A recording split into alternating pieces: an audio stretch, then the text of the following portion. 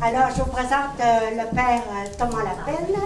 Bonjour. Bonjour. Le chapelet du sanctuaire de Montlujon, dédié à célébrer les messes uniquement pour les centres du purgatoire depuis des décennies. Je ne vais pas rentrer dans le vif du sujet, parce qu'il va être en mesure de nous donner son bel enrichissement. Et en plus, vous savez, c'est un professeur, hein, qui plus est. Alors, ça promet. Et M. Gérard Barry, c'est lui qui a entrepris toutes les démarches pour faire venir d'outre-Atlantique le Père Lapelle. Vous allez voir que ça vaut la peine. Je ne le regretterai certainement pas. Alors, c'est quoi je vais ajouter? Bon, ça veut dire que après l'enseignement, qui va durer jusqu'à 4 heures, il y aura la Sainte Messe. Alors, après l'enseignement, avant le début de la Sainte Messe, j'aimerais beaucoup qu'on me recueillit, qu'on puisse méditer sur ce qu'on vient de recevoir comme enseignement. Et puis après ça, ça sera la célébration, la Sainte Messe. Ensuite, il y en a des gens qui ont donné des sous, et je vous en remercie immensément, pour, comme contribution volontaire, mais non exigée, pour aider quand même, vous savez, M. Barry et puis le père Lapelle, qui a pris l'avion pour s'en venir ici. Et puis M. Barry, avec lui, est à la Montréal, est à la Gatineau, est à la Joliette, est à la Trois-Rivières, puis c'est nous, la 5e diocèse.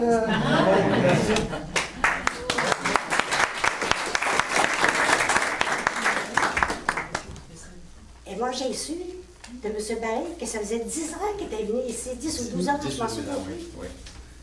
On doit le temps passer vite. Fait que nous sommes vraiment privilégiés. Et que Dieu attend cette Vierge Marie. Ah, je fais bonner, je suis ennuyée.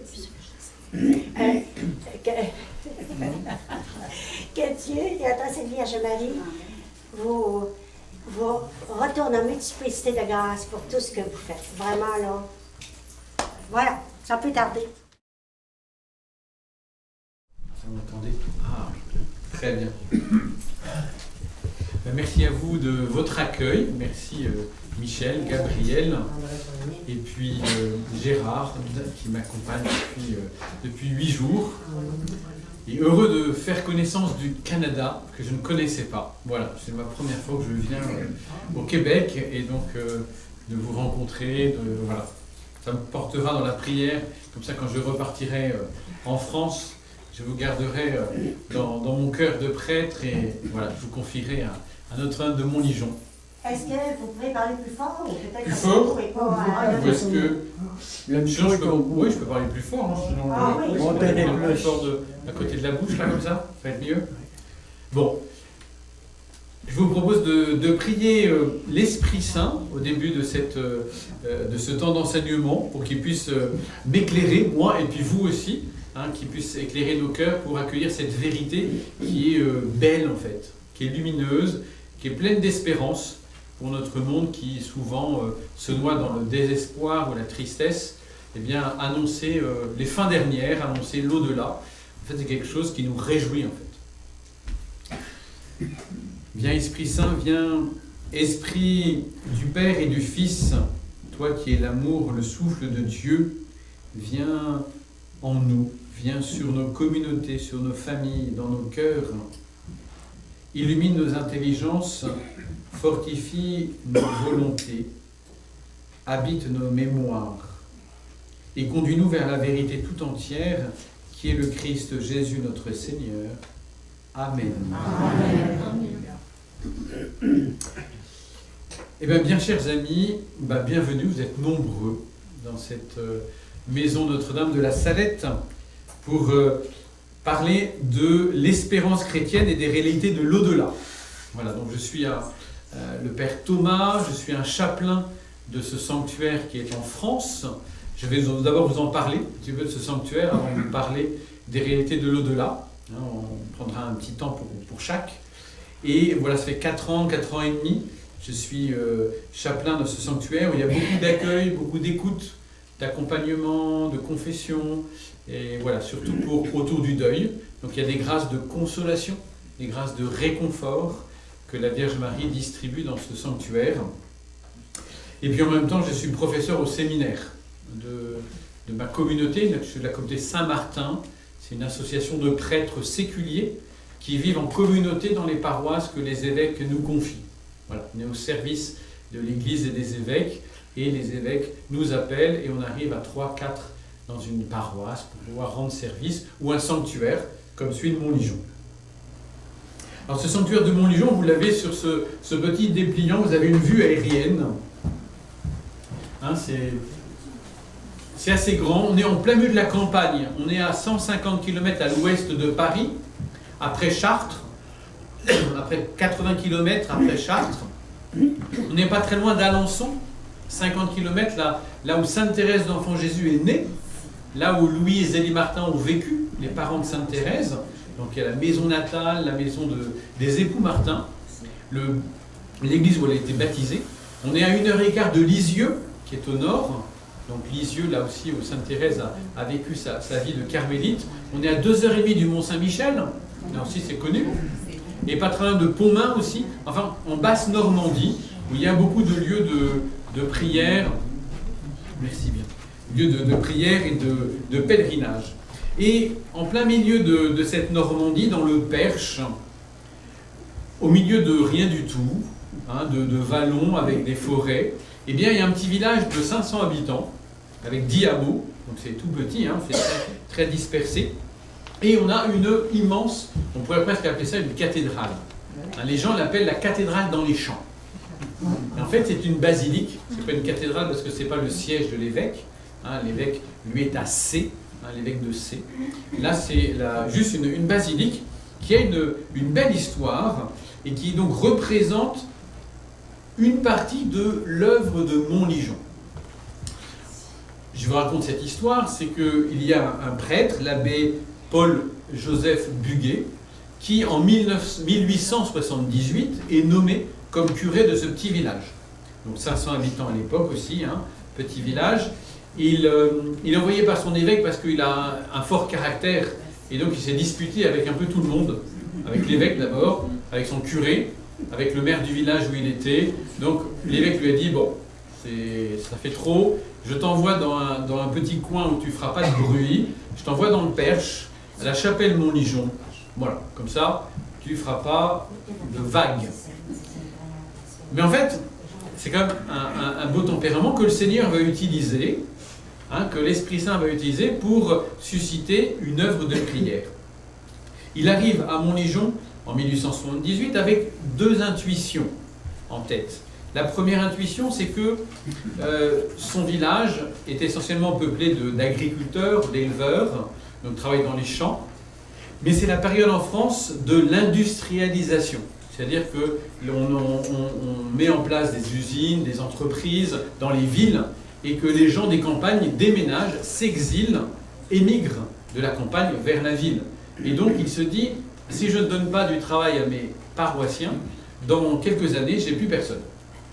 Ils seront tous partis à la ville et mon village sera vide, ma paroisse sera vide. Donc le souci du travail, il faisait partie de cercles de réflexion sur la doctrine sociale de l'Église. On est à quelques années, 15 ans avant l'encyclique de Léon XIII, Rerum Novarum, la première encyclique sociale sur qu'est-ce que le travail, l'argent, l'État, les échanges économiques, voilà, tout ça. Et comment tout ça peut favoriser la croissance de la personne humaine. Et donc lui, il avait un peu réfléchi à tout ça. Il dit, absolument, je trouve du travail, c'est fondamental. Ça fait partie aussi de la sainteté, de la dignité de l'homme de travailler, et de la sainteté de l'homme de pouvoir participer à l'œuvre de Dieu. Et puis, premier souci, c'est le travail. Deuxième souci, c'est les défunts. Qu'est-ce qu'on fait pour nos chers défunts? En particulier, lui vient d'être touché 2 ans plus tôt, 1876, à 10 km de la chapelle Montligeon, une grande ville de 4000 habitants. Pour vous, c'est tout petit, 4000, mais dans le coin, c'est grand. Ça s'appelle Mortagne-au-Perche. Son frère est sacristain. Et un jour, pour inviter les gens aux obsèques dans la paroisse, eh bien, il tire les cloches, évidemment, mais la cloche se détache et l'écrase. Et il meurt sur le coup. Voilà. Ces 2 filles, 16 ans et 17 ans, vont mourir aussi dans la suite, dans les 3 mois qui vont suivre, de tristesse suite au deuil. Donc, il arrive avec 3 deuils proches, hein, de sa famille, et il dit, mais qu'est-ce qu'on fait pour nos défunts? et en particulier pour les âmes abandonnées, les âmes délaissées. Alors tout de suite, je vous rassure, elles ne sont pas délaissées par le bon Dieu. Dieu ne délaisse personne. Aucune âme n'est délaissée par le bon Dieu. Toute âme a été créée par Dieu, par amour, pour sa gloire, et il veut le salut de tous les hommes. Mais elles sont peut-être délaissées de nous. De nous parce qu'on oublie de prier pour elles, on oublie d'intercéder, de faire célébrer des messes, d'offrir des sacrifices pour elles. Eh bien, c'est nous rappeler ça. Et donc il va fonder, en 1884, donc 6 ans après son arrivée, l'œuvre expiatoire Notre-Dame de Montligeon pour les âmes délaissées du purgatoire. Une œuvre spirituelle, une œuvre de prière, avec cette intention de prier pour les âmes afin qu'elles nous obtiennent du travail, pour nous, paroissiens du lieu. Une sorte de deal, une sorte de pacte entre le ciel et la terre, pour nous faire entrer dans la communion des saints. Cette période-là, 1878, 1884, fin 19e siècle, c'est aussi une époque où on se pose la question comment communiquer avec nos défunts, avec les morts. Et arrivent des techniques qui ont affaire avec l'occulte, l'ésotérique, le spiritisme en particulier, vient des États-Unis, des méthodes de communication à travers des alphabets, à travers des tables qui tournent, etc. On essaie de connaître des choses au-delà de la mort à travers des esprits. Alors c'est très mauvais, surtout ne le faites jamais, même si c'est un peu à la mode, chez les sorciers, chez les sorcières, on utilise ces méthodes pour interroger des esprits, la nécromancie, le spiritisme, etc., le pendule, l'écriture automatique. Tout ça, en fait, ce ne sont pas nos défunts qui nous parlent, ce sont des esprits. Des esprits qui, en général, sont malveillants. Au départ, ils nous disent ce qu'on a envie d'entendre, et puis à certains moments, ils disent « Puisque tu m'as donné ta foi, la clé de ton cœur, eh bien, tu me dois quelque chose. » Donc, il y a une facture à payer, mais en général, c'est un débit différé. Ce n'est pas sur le coup, c'est quelques mois après, quelques années après, voilà, tu me dois quelque chose, et on est manipulé, on est pris par ces mauvais esprits. Donc, il dit, nous, c'est pas ça. Nous, on ne va pas communiquer avec les défunts à travers ces méthodes bizarres et occultes, mais par la communion des saints. Voilà. Et donc, il va lancer cette grande œuvre de prière, d'abord dans le diocèse, en France, en Europe, et puis il va prendre son bâton de pèlerin, il va aller aussi aux États-Unis, il va aller aussi lui-même où on voyait des gens en Afrique. Par exemple, en Afrique, on vient de fêter les 100 ans de certains groupes de prière au Togo et au Bénin, 1923-2023. Voilà. Donc, c'est une œuvre de prière qui est présente dans 35 pays du monde, dont le Canada, puisque nous avons 5 groupes de prière présents sur au Québec, et 1300 groupes de prière à travers le monde. Et donc, toute cette œuvre de prière qui est internationale, catholique, se réunit dans la prière pour intercéder pour les défunts et pour tous ceux qui font partie de ce que l'abbé Buguet a fondé, une fraternité. Fraternité Notre-Dame de Montligeon. C'est la grande famille de ceux qui sont décédés, ou même quelquefois il y a des vivants dans cette fraternité. En 1906, quand il va présenter cette fraternité au pape Pie X, qui était son ami, Saint Pie X, le pape lui demande « Mais combien avez-vous d'adhérents dans cette fraternité ?» Et il répond « Environ 12 millions. » 1906, aujourd'hui, 2024, je pense qu'on est entre 35-40 millions d'adhérents. Donc, ils font tous partie. Dans la basilique, si vous venez un jour, je vous le souhaite, je vous invite à venir un jour nous visiter en pèlerinage, vous verrez une grande armoire, et dans cette armoire, il y a tous les livres où sont inscrits tous ceux qui ont été recommandés à la fraternité, qu'ils soient vivants ou défunts, ils sont recommandés, on a leur nom, on peut aller voir, et je suis sûr qu'il y a des registres du Canada, on pourrait aller voir si de vos ancêtres ont été inscrits autrefois à cette œuvre de prière, et pour qui nous prions tous les jours. Ça, c'est la spécialité de cette fraternité. Non seulement il y a des groupes de prière à travers le monde qui, au moins une fois par mois, quelquefois une fois par semaine, prient pour tous les défunts inscrits, plus les défunts de la paroisse où ils sont et des familles de leur famille. Non seulement il y a cette prière de la fraternité, mais il y a une messe perpétuelle qui est célébrée depuis 140 ans, tous les jours, non-stop, dans 5 lieux différents. Évidemment, le premier lieu, c'est Montligeon.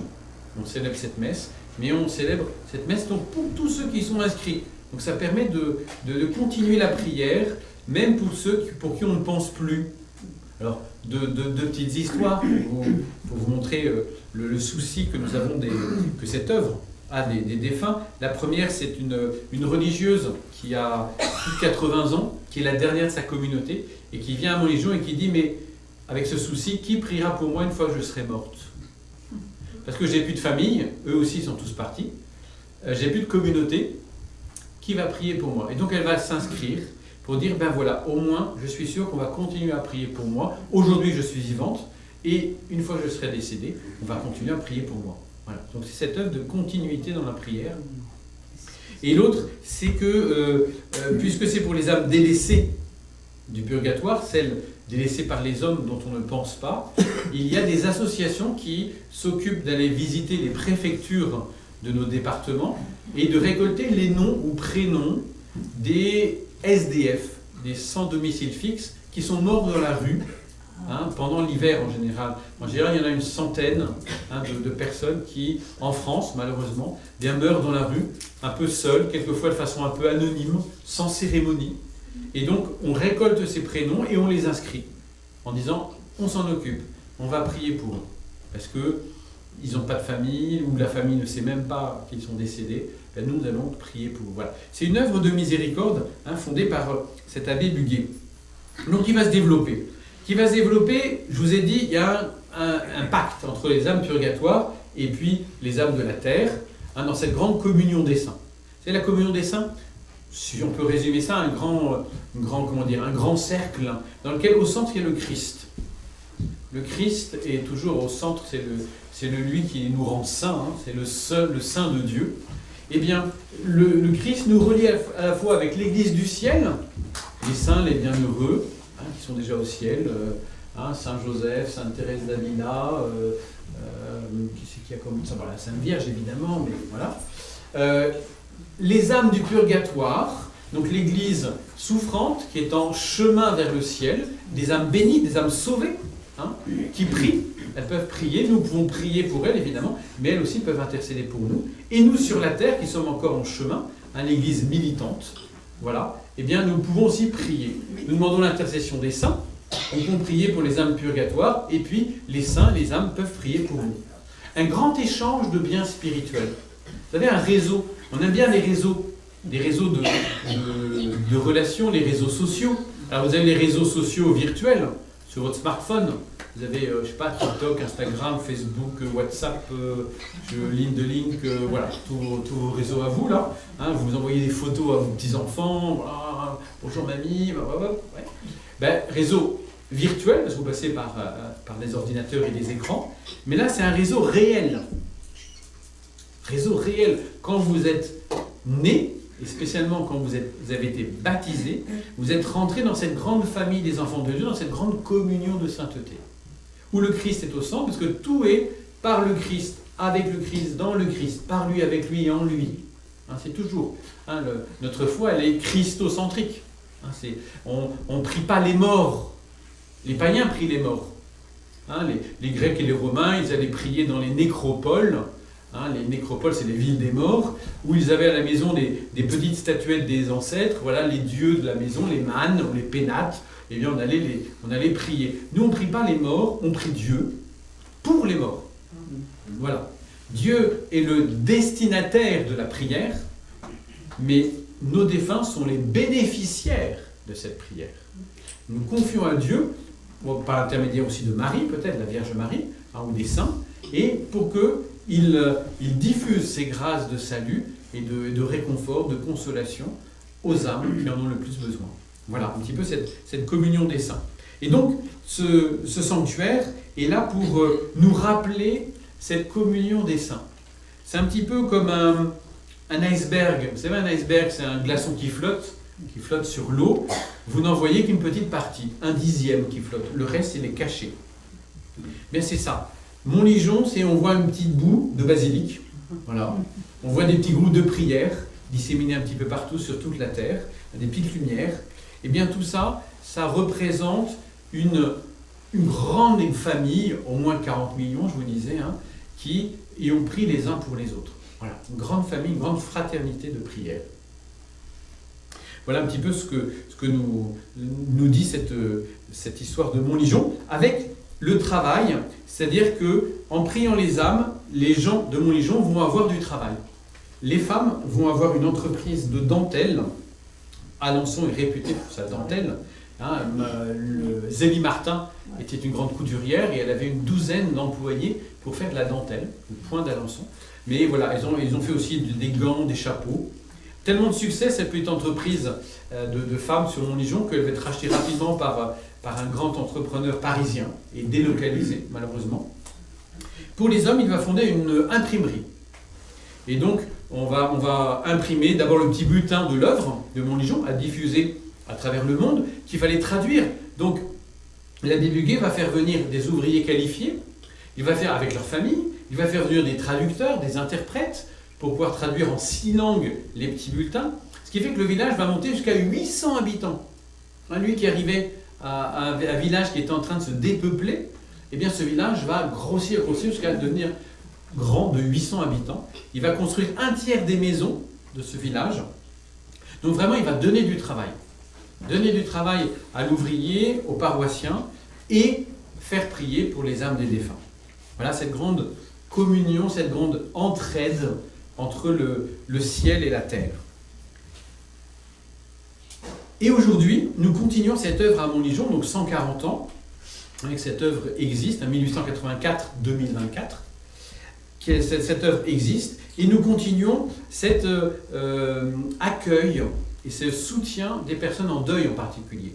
On accueille aussi des sessions famille, des week-ends couples, des sessions de théologie, des week-ends de spiritualité, plein de retraites après que les écoles ou les groupes organisent pour venir à Montligeon. Mais le sanctuaire organise aussi, une fois tous les mois, toutes les 6 semaines, une halte réconfort deuil. C'est-à-dire que les personnes qui ont du mal à traverser un deuil, quelquefois on peut y arriver parce qu'on est bien entouré par sa paroisse, par ses amis, on arrive à dépasser le deuil, à le traverser. D'autres qui n'arrivent pas à le traverser. D'autres, elles s'enlisent un petit peu dans leur deuil, elles n'arrivent pas à en sortir. Eh bien, elles viennent aussi se poser pour 48 heures, ou quelquefois c'est une semaine, pour recevoir des enseignements, des temps d'écoute avec une religieuse ou un prêtre, des temps de prière, des temps de pause, parce qu'en même temps, c'est en plein milieu de la forêt, c'est calme. C'est très calme, il n'y a pas de bruit.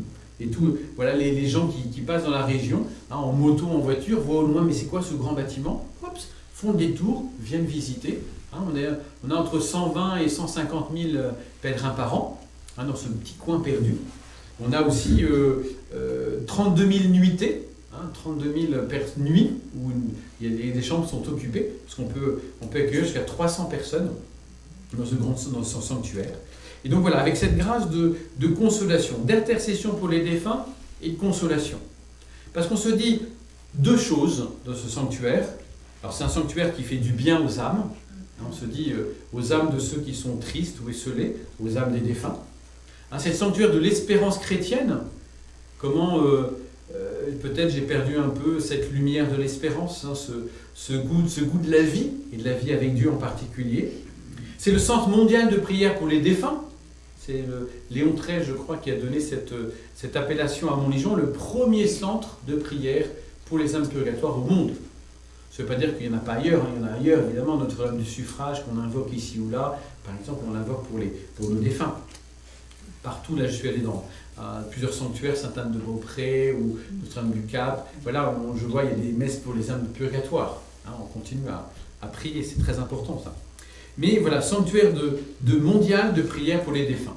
Et on a deux slogans un petit peu sur place. C'est que un slogan qui vient de Benoît XVI, dans Sauvé par l'espérance. Il dit à la fin, « Il n'est jamais trop tard pour faire du bien à ceux qu'on aime. » Jamais trop tard pour faire du bien à ceux qu'on aime, qu'ils soient vivants ou qu'ils soient décédés.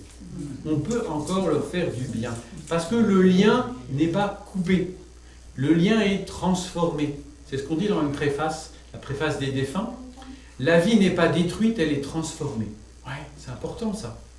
C'est que, en fait, avec mon défunt, je peux continuer à avoir une certaine relation.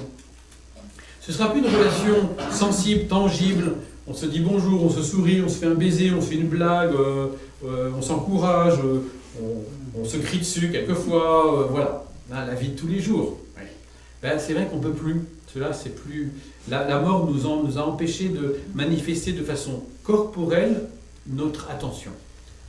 Mais nous pouvons continuer à prier pour cette personne, à lui faire du bien, à offrir au Seigneur mes belles actions, des actes de charité, des jeûnes, des aumônes, une indulgence, la messe par excellence, prière par excellence, pour ces défunts qui sont toujours en relation avec moi.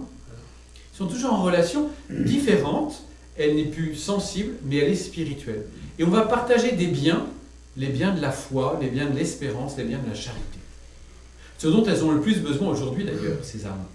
Elles se rendent compte que ce dont elles manquent encore dans leur chemin vers Dieu, dans leur chemin de purification, c'est de charité. Il faut qu'elles augmentent leur charité pour pouvoir entrer au ciel.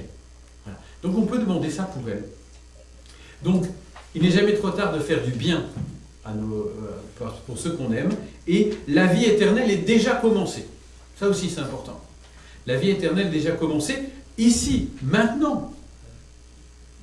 Pensez pas que ce sera seulement à la veille de votre départ pour le ciel qu'il faudra penser à la vie éternelle, se dire j'ai le temps d'y penser, j'ai encore 40 ans devant moi, c'est bon. Non, la vie éternelle est commencée déjà. Depuis votre baptême, vous êtes inclus dans la communion des saints, vous êtes dans le Christ, mort et ressuscité avec Jésus. Donc la vie éternelle, elle est là.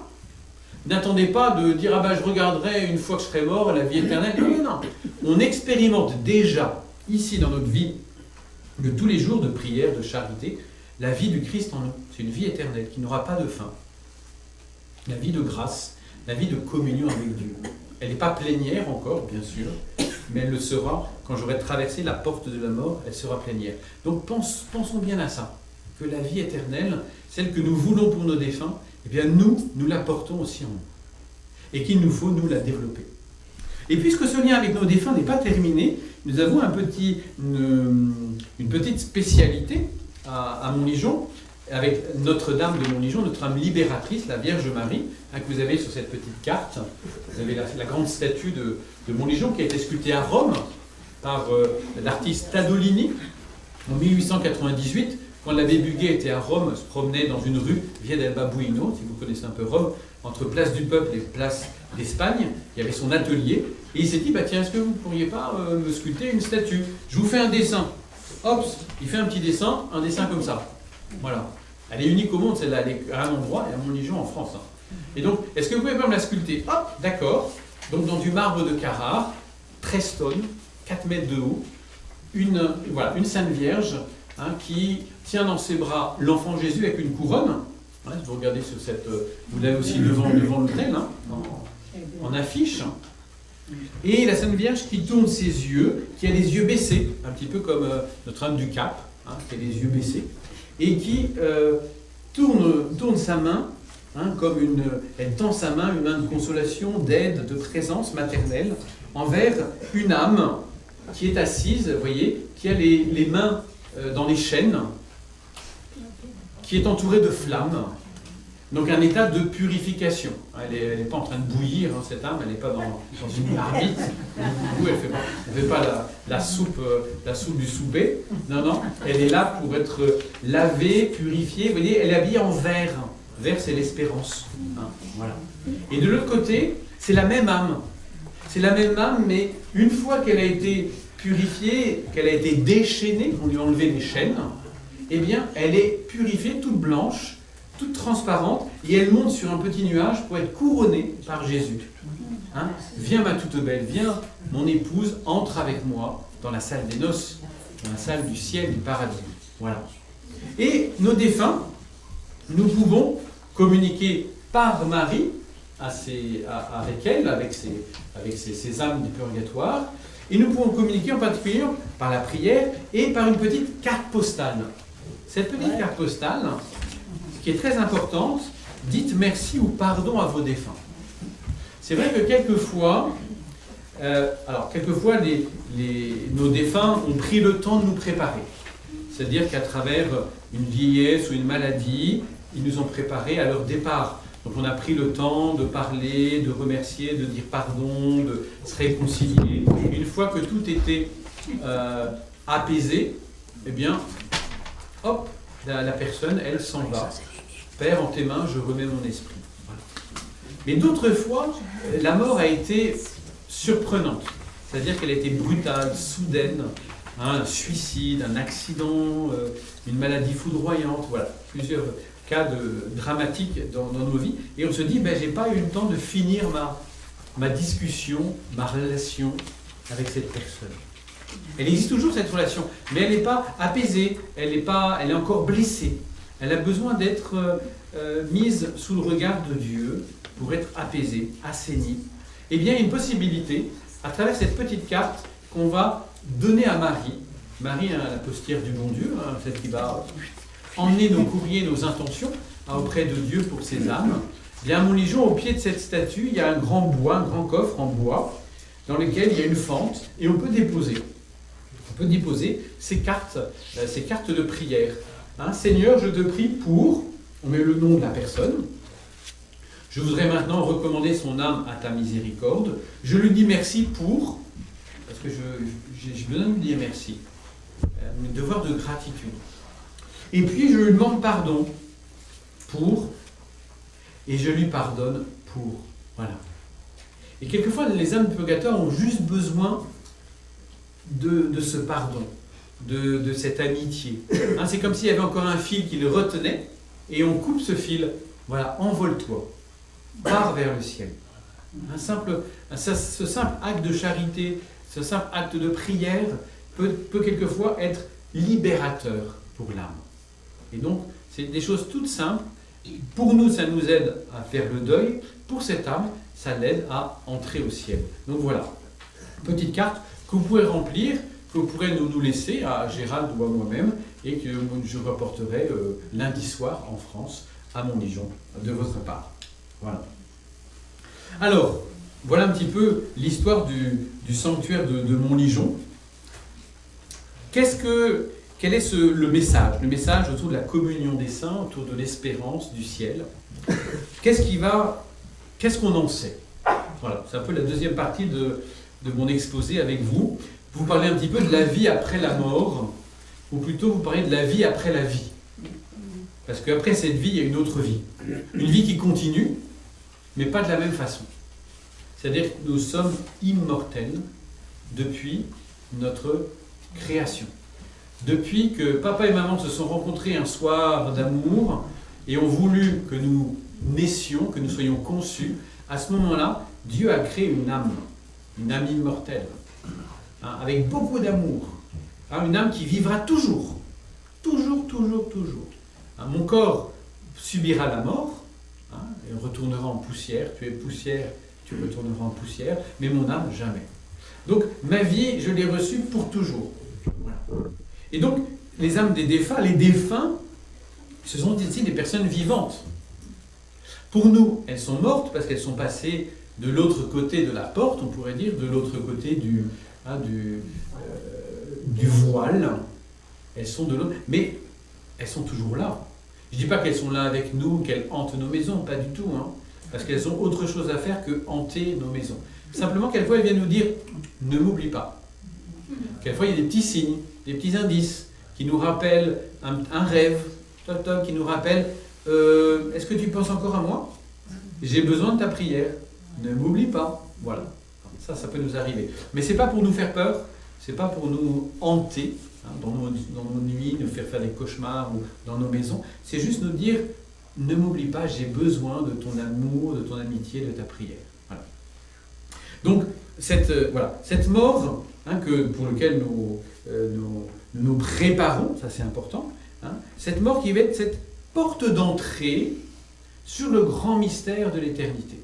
Même si je l'ai déjà reçu à mon baptême, même si je porte en moi cette grâce, hein, nous sommes nés et nous ne mourrons jamais plus.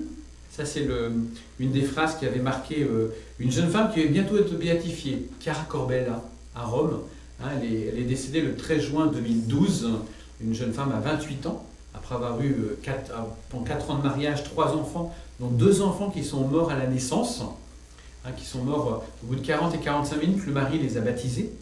Et ils ont dit cette très belle chose, ils ont dit, nos enfants, alors c'est là où on se dit, un enfant tout petit comme ça qui meurt, Seigneur, qu'est-ce que c'est, pourquoi c'est injuste, ça ne va pas exister, cette souffrance, voilà.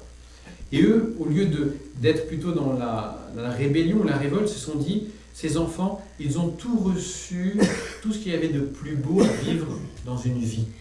Ils ont vécu 40 minutes, mais tout ce qu'il y avait de plus beau. Pourquoi ? Ils ont reçu la vie et l'amour de la part des parents, et ils ont reçu la vie et l'amour de la part de Dieu. Ça, c'est une vie qui est remplie. D'accord ? Ils n'ont pas construit de paquebot, ils n'ont pas fondé de famille, ils n'ont pas fait le tour de la Terre, ils ne sont pas allés au Canada. Bon, ok, très bien. Ils ne sont pas venus à Montligeon. Bon. Mais ils ont vécu tout ce qu'il y a de plus grand dans une vie humaine. Voilà. Donc, c'est très beau. Et cette femme qui disait, voilà, nous sommes nés, nous ne mourrons jamais plus. Et le jour de sa mort, elle a été accompagnée par son père spirituel, qui est venu célébrer la messe dans sa chambre, lui donner la communion avec son mari à côté, et il avait laissé le Saint-Sacrement exposé. Et c'est comme ça qu'elle s'est endormie dans la mort, devant le Saint-Sacrement, à côté de son mari, en disant à son mari, tu sais, c'est grâce à toi si aujourd'hui je vais voir Jésus. Elle va être béatifiée normalement bien prochainement, au nom de l'amour conjugal. Elle est devenue sainte en aimant son mari.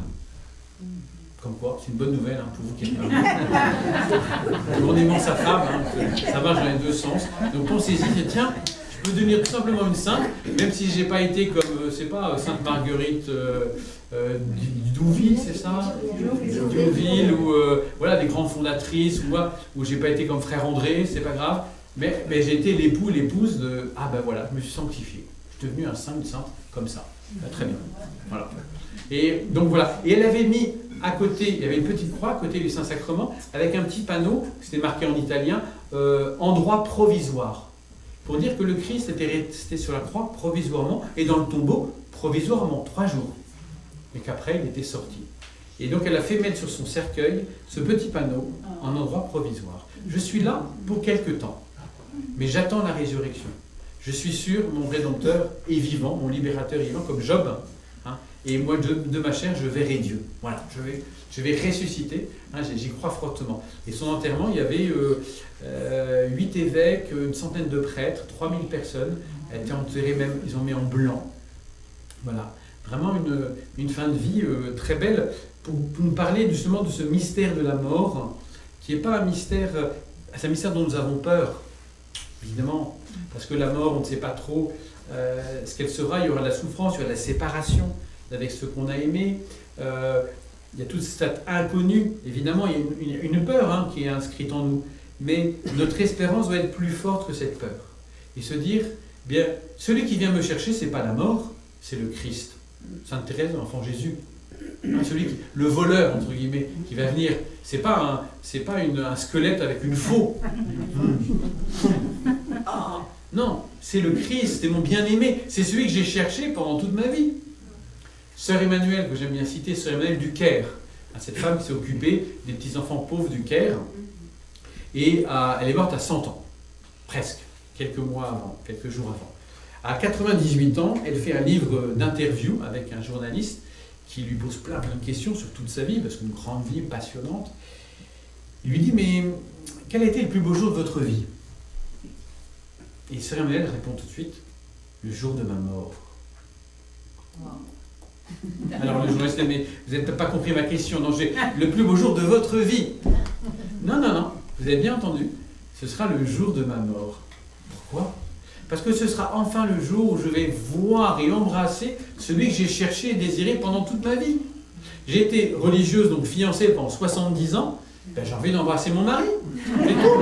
J'ai envie de le prendre dans les bras, de partir en voyage de noces. Imaginez des fiançailles qui durent 70 ans, à la fin, l'attente est longue. Voilà. On a envie de conclure cette amitié, de vivre ensemble, de fonder sa famille, de s'aimer. Et bien voilà, c'était le grand désir de Sœur Emmanuelle, cette grande espérance. Et bien ce sera le plus beau jour de ma vie. D'ailleurs, c'est pour ça qu'on fête les saints, les martyrs, au jour de leur mort sur la terre, qu'on appelle dans l'Église le jour de la naissance au ciel. C'est ça. Et normalement, je vous le souhaite pour vous et pour moi, ce sera normalement le plus beau jour de notre vie. Oui, oui, je vous le souhaite. Parce que la mort qui nous fait peur, la mort qui est un drame aussi, hein, ça c'est bien sûr, il y a une tragédie parce qu'on n'est pas fait pour mourir. C'est la conséquence d'un péché originel, d'une chute de nos premiers parents. En fait, on était fait pour vivre éternellement. Mais malheureusement, il y a eu cette séparation d'avec Dieu, ce péché d'orgueil qui a fait que nous avons perdu ce privilège d'immortalité. Mais on le désire toujours, on désire toujours. Quand on construit quelque chose, on a envie que ça dure. Quand on construit un couple, une famille, on a envie que ça dure. On n'a pas envie que ça s'arrête un jour. Donc là aussi, eh bien, malheureusement, le péché dans ses conséquences a entraîné la mort. Mais le Christ a fait de la mort un passage. La mort qui était une séparation est devenue, dans le Christ, une Pâque. Vous savez, passage, en hébreu, ça se dit Pâque, pécha. C'est le passage du peuple hébreu dans la mer Rouge. Hein, la libération des esclaves hébreux de l'Égypte, hein, qui vont aller au Sinaï, mais Jésus qui parle de sa dernière Pâque, avant de passer de ce monde à son Père.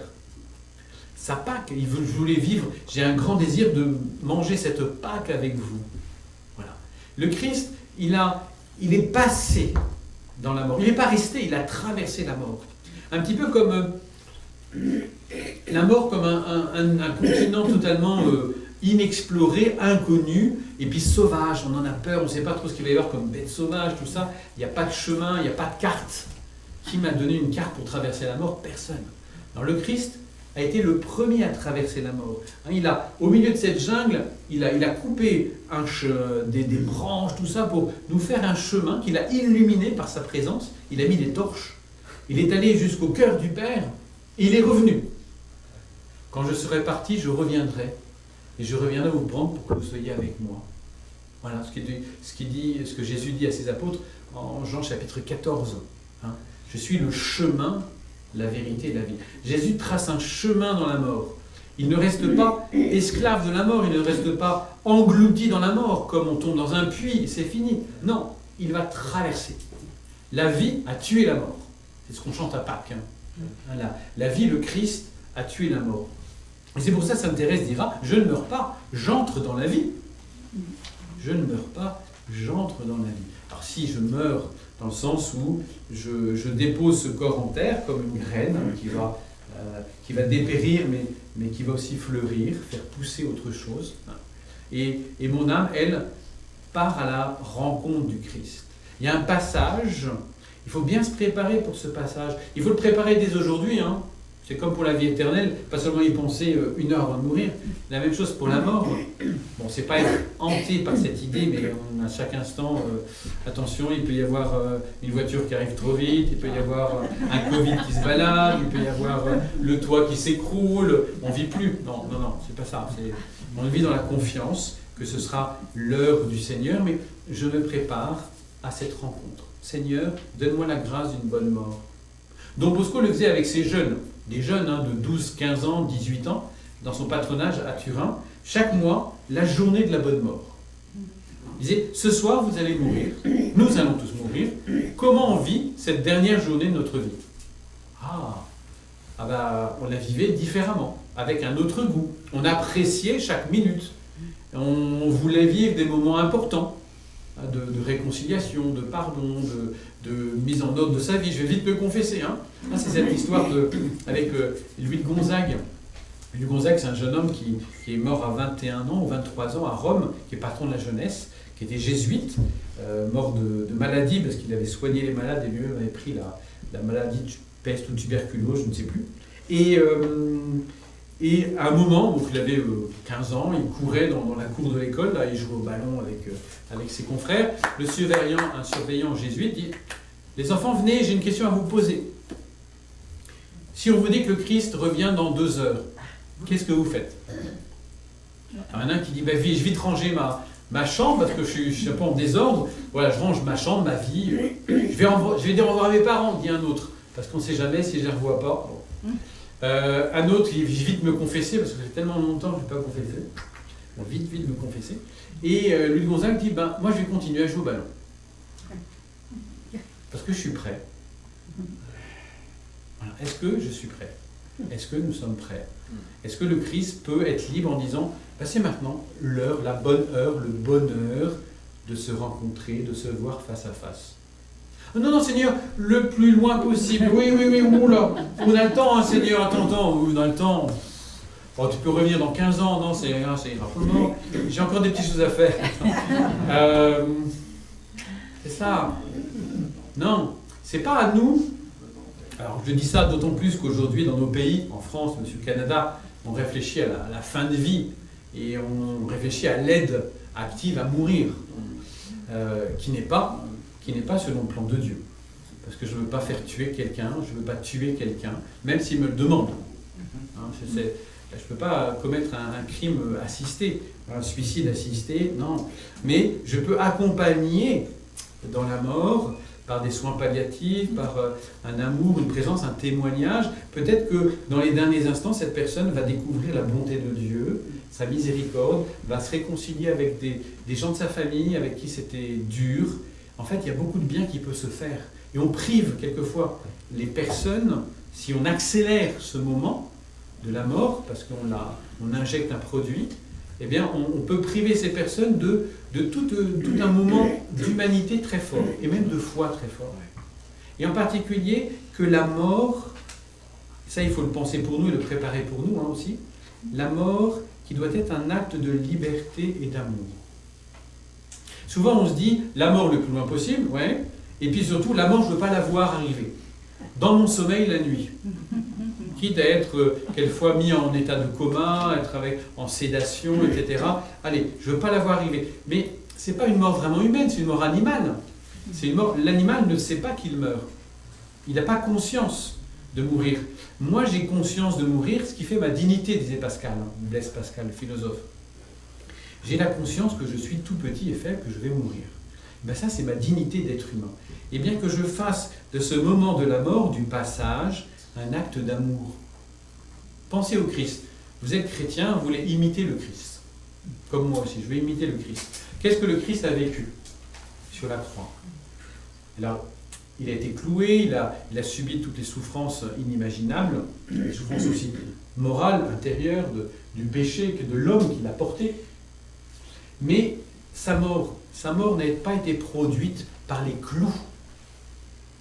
Sa mort, elle n'est pas la conséquence de la maltraitance qu'on lui a fait pendant sa passion, mais c'était un acte de liberté. Père, entre tes mains, je remets mon esprit. Alors, il remit l'esprit. Tout est accompli. Voilà. En fait, c'est un acte d'amour, un acte de liberté. Il a choisi le moment où il voulait mourir. Il l'a dit dans plusieurs chapitres auparavant, Jean 10, « Ma vie, je la donne pour la reprendre. Je suis maître de ma vie. J'en fais un acte de liberté et d'amour. Ma vie, je la donne par amour, mais je la reprends par amour. » Voilà. Eh bien, c'est ça pour nous, vivre notre mort comme un acte d'amour et de liberté. La mort de la Vierge Marie, elle aussi, c'était un acte d'amour. Elle n'est pas morte dans son sommeil, même si on parle de la dormition. Mais elle est morte consciemment en remettant toute sa vie entre les mains de Dieu. La mort des martyrs. Entre tes mains, je remets mon esprit. Eh bien, souhaitons cette mort d'amour. Parce que c'est, je vais dire, le plus bel acte d'amour de toute une vie, c'est un acte d'abandon de confiance. Un acte de totale rémission. Seigneur, je t'appartiens entièrement. Là, je me remets entre tes mains. Et c'est toi qui m'accueilles auprès de toi. Voilà, acte de liberté, acte d'amour, hein, que ce mystère de la mort, hein, prions pour avoir cette force, cette grâce. Vous savez, dans l'Épître aux Hébreux, il est dit que le Christ est venu pour nous libérer, pour libérer ceux qui vivaient sous l'esclavage de la peur de la mort. Aujourd'hui, notre monde, on ne s'en rend peut-être pas compte d'extérieur, mais qu'on commence à analyser les choses, notre monde a une peur terrible de la mort. Regardez la Covid, ça suffit pour exploser. Et puis, alors, tous les autres sont mes ennemis parce qu'ils sont potentiellement des tueurs. Ils vont m'apporter le virus qui va me tuer. Donc on se regarde comme on s'accuse les uns les autres. Il y a des délations, on n'ose plus aller vers les autres. On coupe les liens d'amitié. C'est horrible.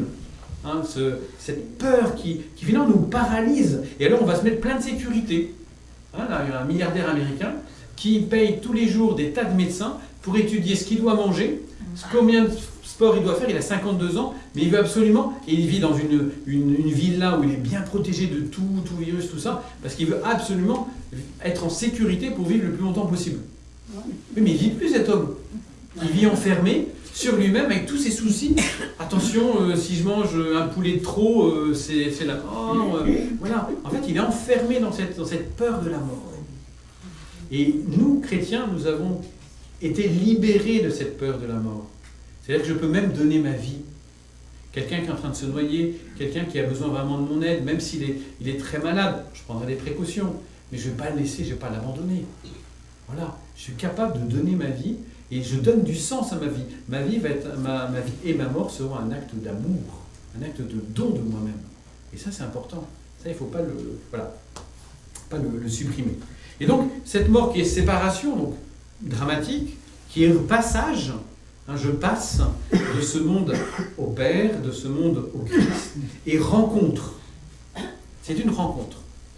Après la mort, il y a encore une petite chose sur la mort que l'on dit aussi, c'est important, c'est que le Christ, vrai Dieu et vrai homme, a connu la mort.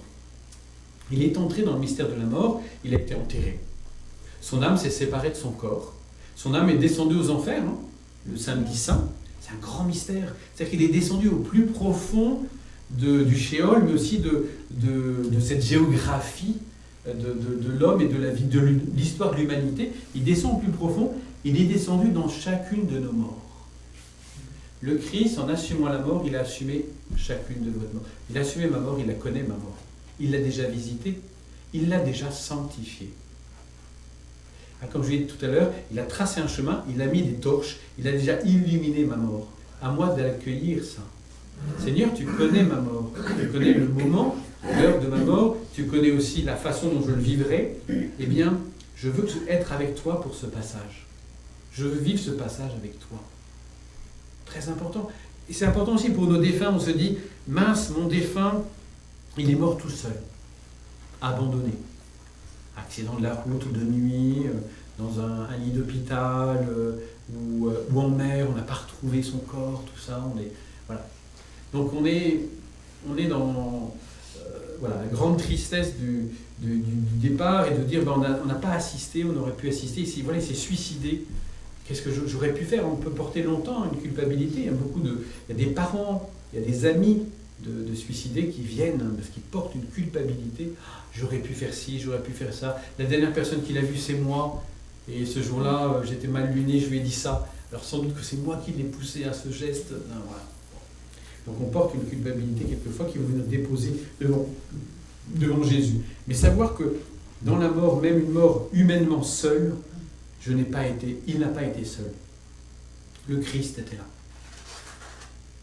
Le prologue de Saint Jean, le Verbe illumine tout homme qui vient dans ce monde. Tout homme. Qu'il soit musulman, bouddhiste, athée, chrétien, tout homme. Le Christ propose le salut à tout homme, en fonction de ce qu'il a voulu, de son désir, voilà. Donc, on traverse cette porte de la mort. Qu'est-ce qui se passe après? Voilà. Qu'est-ce qui se passe après? Eh bien, on arrive devant un jury qu'on appelle le jugement particulier. Voilà. Alors ça aussi, ça fait claquer des dents. Qu'est-ce qui va se passer? Le mot jugement, pour moi, c'est passer devant le tribunal et puis être condamné, quoi. Voilà. Mais j'ai rien fait de mal. Non, c'est pas grave, je serai condamné. Non, voilà. Alors, de fait, on a un jugement, ça va être une mise en lumière. Mise en lumière de ce qui a été notre vie, surtout de ce que Dieu a fait dans notre vie. Ce sera le plus important, en fait. C'est pas tellement... Moi, j'ai construit la tour Eiffel. Waouh!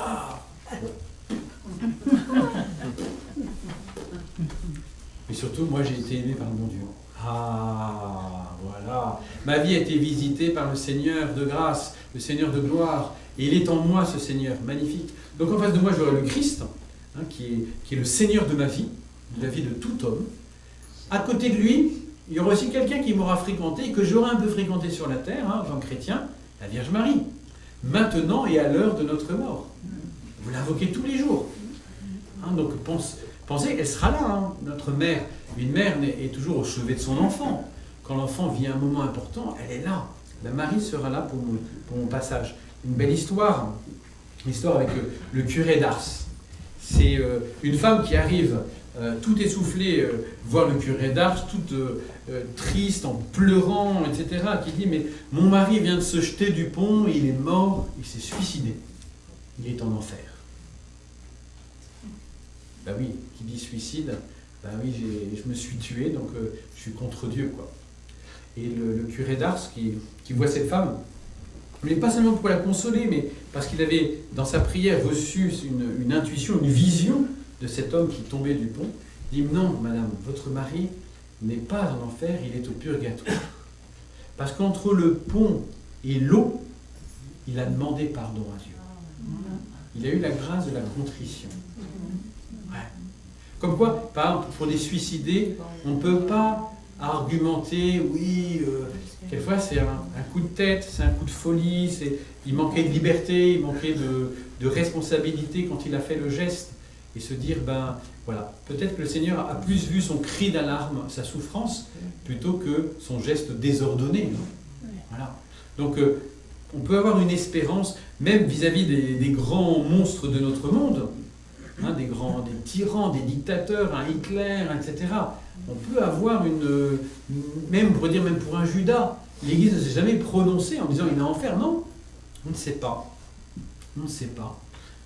Parce qu'il peut y avoir comme le bon larron. Le bon larron, 20 secondes avant de mourir, quand même. Le gangster, le grand criminel, celui qui a abusé des autres, celui qui a volé, celui qui a tué, voilà. Eh bien, pour nous, Seigneur, c'est juste ce qu'on subit, hein. Mais pour lui le juste, Jésus, c'est pas normal. Jésus, souviens-toi de moi lorsque tu viendras inaugurer ton règne. Et Jésus qui lui répond, aujourd'hui, avec moi, amen, amen, je te le dis, aujourd'hui, avec moi, tu seras dans le paradis. Magnifique. 20 secondes avant de mourir, il reconnaît son péché, il demande pardon et humblement, dans la confiance, il se tourne vers Jésus, vers sa miséricorde. Eh bien, sa miséricorde, elle envahit son cœur. Hein, les pères de l'Église ont dit que non seulement il avait volé toute sa vie, mais en plus, au dernier moment, il vole la miséricorde de Dieu. Il vole le pardon. Quel voleur! Jusqu'au bout, il l'aura volé. Mais au départ, il volait des mauvaises choses, là, il a volé la bonne chose. Il fallait ce qu'il fallait voler. Ce que Dieu voulait lui donner. Sa miséricorde, son pardon. Tu viens, fou, il l'a pris. Ben voilà. Pour nous, c'est une grande espérance de savoir que le bon larron, c'est le premier saint canonisé. Hein. Quand il est arrivé au ciel, il était le premier, il était tout seul. Il y a quelqu'un? Oh, oh. Ah, il y a Trinité, oui, bonjour Trinité. Mais il y a d'autres, non? Il n'y a même pas la Vierge Marie, pas Saint Joseph. Ah si, peut-être Saint Joseph. Enfin, il attendait encore dans le Shéol, que Jésus vienne le prendre pour l'emmener auprès du Père. Mais voilà, hein, le bon larron. Alors je finis mon histoire avec le suicidé, là. Cet homme qui avait demandé dans son cœur pardon au Seigneur, là, dans cette seconde, cette demi-seconde entre le pont et l'eau. Et le curé d'Ars finit d'expliquer à cette épouse éplorée, parce que toute sa vie, il a dit « Un je vous salue Marie » tous les jours. Et la Sainte Vierge lui a obtenu la grâce de la contrition. Voilà. Donc, hein, vous lirez les Gloires de Marie de saint Alphonse de Liguori, il commente le Salve Regina, et à chaque commentaire, il met toujours une petite histoire qu'il a trouvée dans un livre ou qu'il a vécu lui-même. Et c'est incroyable. Tous ces gens qui ont dit, par fidélité à ma grand-mère qui m'avait dit de dire un Je vous salue tous les jours, je l'ai fait, et bien il a été sauvé au dernier moment. Waouh! Avec un seul Je vous salue Marie, incroyable cette bonté de Dieu. Voilà. Donc, la Vierge Marie sera là, maintenant et à l'heure de notre mort. Après, nous aurons Saint Joseph, bien sûr, le patron de la bonne mort. Hein, priez-le. Hein. Vous avez une grande dévotion au Canada avec l'oratoire Saint Joseph. Voilà, Saint Joseph, très important. Pour nos familles, les pères de famille, pour le travail, pour la vie spirituelle, la chasteté, Saint Joseph. Il y aura notre ange gardien, parce que tant qu'il n'a pas fini son boulot pour nous accompagner jusqu'au ciel, il sera encore là, en purgatoire, il nous aide. Hein. Il intercède, il va chercher des prières. Un peu que... Vous savez, moi, je ne peux plus mériter pour moi au purgatoire. L'âme ne peut plus mériter pour elle-même. Il faut bien que quelqu'un d'autre le fasse. Aille chercher des grâces. Ben, c'est l'ange gardien. Il va aller mendier. quelques grâces pour ma personne là, sur qui je veille. Voilà. Et puis sans doute ton saint patron. Enfin voilà. Au moins on aura 5 personnes de moins devant nous dans ce jury. Mais ce jury, c'est pas comme à l'école où ils sont là pour dire un entretien d'embauche. Oh, on va lui poser des questions pernicieuses, on va voir s'il résiste, s'il est bien fait pour ce poste ou pas. Non. Il n'y aura qu'une seule et même question pour tous. Hein. Parce qu'en fait, ce sont tous nos alliés. Ils veulent tous nous sauver. Peut-être la seule personne qui ne voudra pas être sauvée, c'est moi. Et c'est cette personne-là que je dois craindre. Jésus dit, ne craignez pas ceux qui peuvent tuer le corps, mais ne peuvent tuer l'âme. Craignez plutôt celui qui peut tuer à la fois le corps et l'âme en l'amenant dans la géhenne. Qui peut faire ça? Pas Dieu, parce que Dieu n'emmènera jamais personne dans la géhenne. Jamais personne en enfer. Il nous a créés pour sa gloire et pour notre salut. C'est pas le démon, parce qu'il n'a pas la possibilité de nous y emmener. Il n'est pas créateur, il n'a pas de pouvoir sur nous. Il a le pouvoir, c'est le pouvoir qu'on lui donne. Si on ne le donne pas, il n'en a pas. Donc, la seule personne qu'il faut vraiment craindre, c'est nous. Et que de ma vie, je peux en faire soit quelque chose de magnifique, soit quelque chose de désolant. Hein, cette prière de Saint Philippe Néri, tous les matins, Seigneur, méfie-toi de Philippe, car aujourd'hui il peut te trahir. Bah oui, méfie-toi de moi. On est toujours en train de dire, méfie-toi des autres là, la voisine, un tel, mais non, méfie-toi de moi. Parce que celui qui va être jugé, non pas de l'extérieur, mais qui va se juger lui-même au jugement particulier, c'est nous. Jésus, il n'est que là pour nous sauver. Il n'est pas là pour nous condamner. Il est là que pour nous emmener vers le Père. Il va nous poser cette question, comme aux premiers disciples sur le chemin de Galilée, sur les rives du lac de Galilée. Veux-tu me suivre? Je vais vers le Père là. Tu viens? On y va ensemble? Oui, Seigneur, oui, bien sûr. Attends, Seigneur, je ne suis pas prêt. Voilà. Hein? Au soir de notre vie, nous serons jugés sur l'amour. Est-ce que tu as aimé? Ou même cette question encore plus précise, est-ce que tu t'es laissé aimer pendant ta vie? Est-ce que tu m'as laissé t'aimer pendant ta vie? Ou est-ce que tu as voulu faire le grand en disant « Ouais, j'ai pas besoin de ton amour, papa. Moi, je suis un grand garçon, je me débrouille dans la vie. Je compte que sur moi. » Eh ben ouais, c'est ça. Mais est-ce que je me suis laissé aimer par Dieu? Et vous savez, ce jugement qu'on craint tous, on n'a pas envie d'en parler, on n'a pas envie de dire que c'est du jugement. Eh bien, sachez que vous pouvez déjà le préparer comme un bac ou un examen d'entrée dans une université. Vous connaissez les réponses, vous connaissez les matières, vous connaissez les questions. Préparez les réponses. On peut déjà se préparer. Comment? Comment anticiper le jugement particulier? Eh bien, ce sera par la confession. Dans chaque sacrement de la confession, sachez que vous anticipez le jugement particulier. Parce que vous mettez dans le tribunal de la miséricorde, vous reconnaissez tout le bien que Dieu a fait en vous, mais aussi tout le mal que vous avez fait tout seul, comme des grands, malheureusement, enfin c'est pas devant des grands, des petits, hein, ouais. Eh bien vous demandez pardon, et vous laissez la miséricorde de Dieu, bien comme un torrent qui se déverse en vous, venir laver, venir purifier, juger, non pas juger vous, mais juger vos péchés, pour le condamner le péché, pas pour vous condamner vous. Hein, c'est comme, il ne faut pas jeter le bébé avec l'eau du bain. On dit bien ça l'expression. Eh bien voilà, jeter l'eau sale, oui, mais jetez pas le bébé.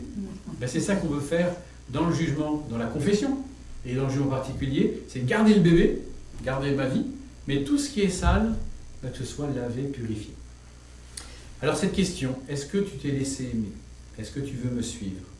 Le Christ devant moi va m'ouvrir son cœur qui est ouvert, qui ne s'est jamais refermé, qui n'a jamais cicatrisé.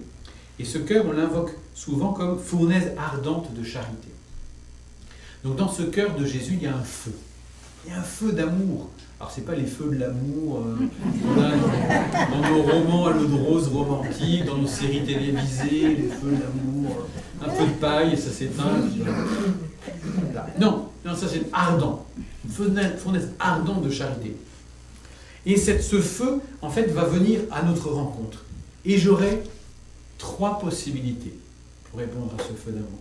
C'est cette vision, je la prends de Benoît XVI, dans Spe Salvi, dans Sauvé dans l'espérance, numéro 44-45, où Benoît XVI dit, mais qu'est-ce que c'est que ce feu dont nous parle l'Écriture? L'Écriture nous parle souvent d'un feu, Dieu comme un feu dévorant, le buisson ardent. Hein. Dans les prophètes, Dieu est un feu. Et le prophète Élie, un prophète de feu, qui fait tomber du ciel la foudre, le tonnerre. Et puis Saint Paul qui dit, il nous faudra passer, Saint Jean-Baptiste aussi, qu'il faudra passer par le feu pour être purifié, par le feu et par l'eau. Hein, cette dimension du feu qui est très présente dans toute la Bible, pour purifier. Il y a un feu, oui, le feu du cœur du Christ.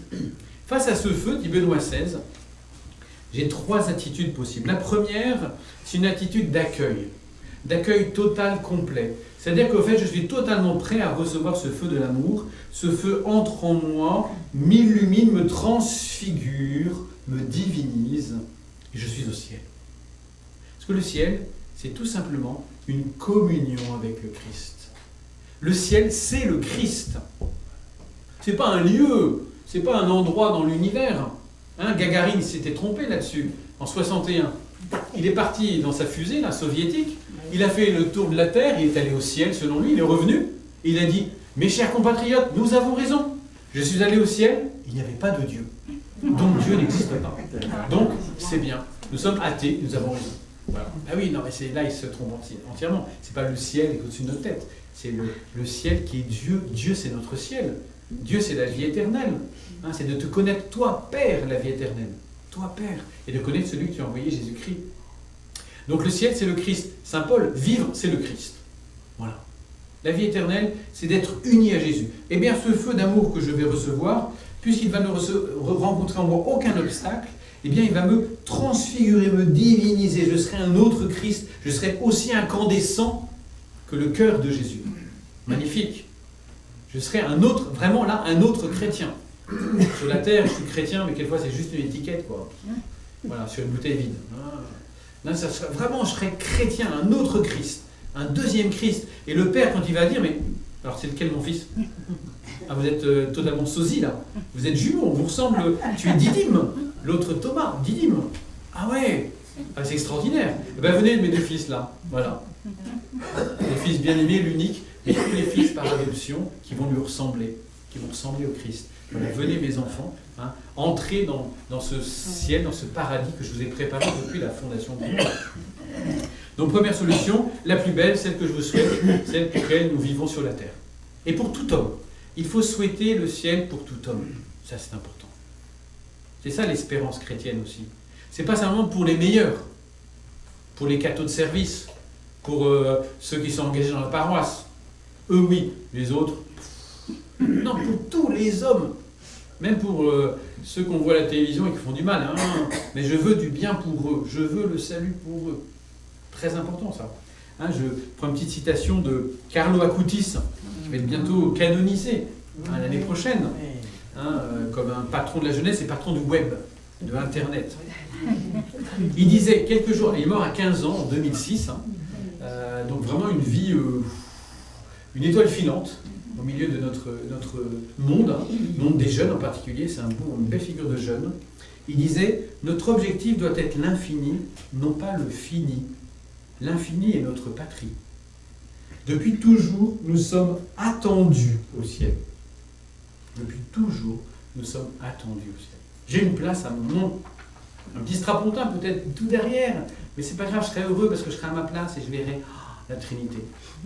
Alors, n'imaginez pas le ciel comme la vie éternelle, c'est long, c'est très long, c'est même ennuyeux. Parce que tellement c'est long, on ne voit pas la fin. Hein, c'est Woody Allen qui dit ça, hein, la vie éternelle c'est long, surtout vers la fin. Voilà. Mais non, c'est pas, on ne sera pas collé à une vitre là. Oh Seigneur, t'es beau. Non, c'est pas ça. On n'est pas pétrifié. Hein. On sera entré dans la connaissance de Dieu. Et ce Dieu qui est infini, que je n'aurais jamais fini de faire le tour, de l'embrasser, eh bien je découvrirai toujours des choses nouvelles dans l'admiration, l'émerveillement. Oh, que c'est beau, que tu es grand, qu'est-ce que tu as fait? L'entrée dans la louange et l'adoration. Oh, hein, comme un feu d'artifice. Oh, la belle bleue, oh, la belle verte, oh, la belle rouge, oh, le beau bouquet, oh, un autre bouquet final, mais il n'est pas final, il y en a un autre. Oh, voilà. On n'a jamais fini de s'émerveiller, c'est toujours plus beau. Eh bien c'est ça, c'est ce que disait Saint Grégoire de Nice, hein, nous irons de commencement en commencement. Oh, que c'est beau. eh bien on n'aura jamais fini de nous émerveiller. Voilà. Parce que Dieu est infini, on n'aura jamais fini de creuser. Hein. C'est comme cette petite histoire avec Saint Augustin, on dit, c'est une histoire qui a été racontée après, je crois au Moyen-Âge, mais que Saint Augustin y réfléchissait pour écrire un livre sur la Trinité, la Sainte Trinité. Père, Fils, Saint-Esprit, comment ça fonctionne là-haut. Un seul Dieu en 3 personnes. C'est compliqué ça à expliquer. Donc il voulait faire un traité pour expliquer ça au catéchisme en quelque sorte. Et il se promenait sur le bord de la mer, là, hein, de Tunis, où il habitait, et il voit un petit enfant qui creuse dans le sable avec une coquille, qui creuse un trou, et qui va chercher l'eau de la Méditerranée pour le mettre dans le trou. Voilà, il le voit, comme ça, il le voit aller de la mer au petit trou, il veut remplir son trou. Et qu'est-ce que tu fais, dit Saint Augustin? Eh bien, je veux mettre toute la mer dans mon trou. Et Saint Augustin dit, mais tu n'y arriveras jamais, c'est pas possible. Eh bien, c'est comme toi avec le mystère de la Trinité. Tu ne pourras pas la mettre dans ta tête. Toute la Trinité, dans ta tête et dans ton livre, tu n'y arriveras pas. Voilà. Ah, en fait, c'était comme une apparition d'un ange qui lui disait, bah, attends, on est bien limité, on ne pourra jamais rétrécir la vie de Dieu. Voilà. Donc voilà, une vie de communion et d'amour, laquelle nous sommes appelés à être divinisés. Hein, dans cet état où il n'y aurait plus ni pleurs, ni cris, ni douleur, ni mort. Vous allez voir la fin de l'Apocalypse, 21-22, cette Jérusalem céleste, mais c'est magnifique. Ce à quoi nous aspirons au plus profond de nous, et que tout homme aspire, même s'il est désespéré, même s'il rejette Dieu avec des grands cris, mais au fond de son cœur, il veut Dieu, il veut le bonheur. Il n'y a qu'un seul bonheur, d'être avec Dieu. Hein? Donc, lui, il est fait pour... On est tous faits pour ça. Et savoir évangéliser, c'est ça. Évangéliser, c'est dire, regarde dans ton cœur, toi aussi, tu es appelé à la vie éternelle comme moi. On est tous faits pour vivre du ciel. Voilà. Première solution, qui est la plus belle, c'est la pour laquelle nous sommes faits. Hein. Enfin, deuxième réponse possible, c'est que ce feu d'amour de Dieu va rencontrer en moi des obstacles, va rencontrer en moi des scories, des restes de péché, va rencontrer en moi des plaies qui n'ont pas été cicatrisées, qu'il faut cautériser hein, au feu. Hein. Ça brûle, mais c'est pour refermer la plaie, hein, pour tuer aussi tous les microbes hein, qu'il peut y avoir, tous les virus. Bon, c'était autrefois, on faisait comme ça, maintenant on a d'autres méthodes hein, pour soigner. Mais voilà. Mais ce feu qui va venir, eh bien, c'est un feu qui est purifiant, un feu qui est guérissant, un feu qui va me restaurer, c'est le feu du purgatoire. Donc c'est le feu de l'amour de Dieu, en fait, ce feu du purgatoire. Un feu qui va me rendre à moi-même. Vous savez que le péché nous a défigurés. Le péché nous a fait du mal. Chaque péché que nous commettons, c'est comme si nous nous donnions un coup de couteau dans notre vie, dans notre cœur. Non, c'est grave, en fait. Mais c'est pas grave d'abord par rapport à Dieu et par rapport aux autres. C'est d'abord grave par rapport à moi. Et parce que je ne m'aime pas, finalement, je n'aime pas la créature que Dieu aime, j'aime pas Dieu, j'offense Dieu. Dans chaque péché, il y a ces deux dimensions. La dimension de la faute, de l'offense faite à Dieu, et la dimension du désordre et de la blessure que j'introduis dans ma vie. Souvent, on ne pense pas à cette deuxième dimension. On pense qu'à la première dimension, le péché est une offense à Dieu, donc je vais aller me confesser. Très bien, bon réflexe. Je vais me confesser une fois par mois. C'est normalement le rythme habituel d'un bon chrétien. Je dis ça comme ça en passant. Voilà. Hein, je fais le point. Voilà, Seigneur. Je dépose tous mes péchés. On les enlève. Merci, Seigneur.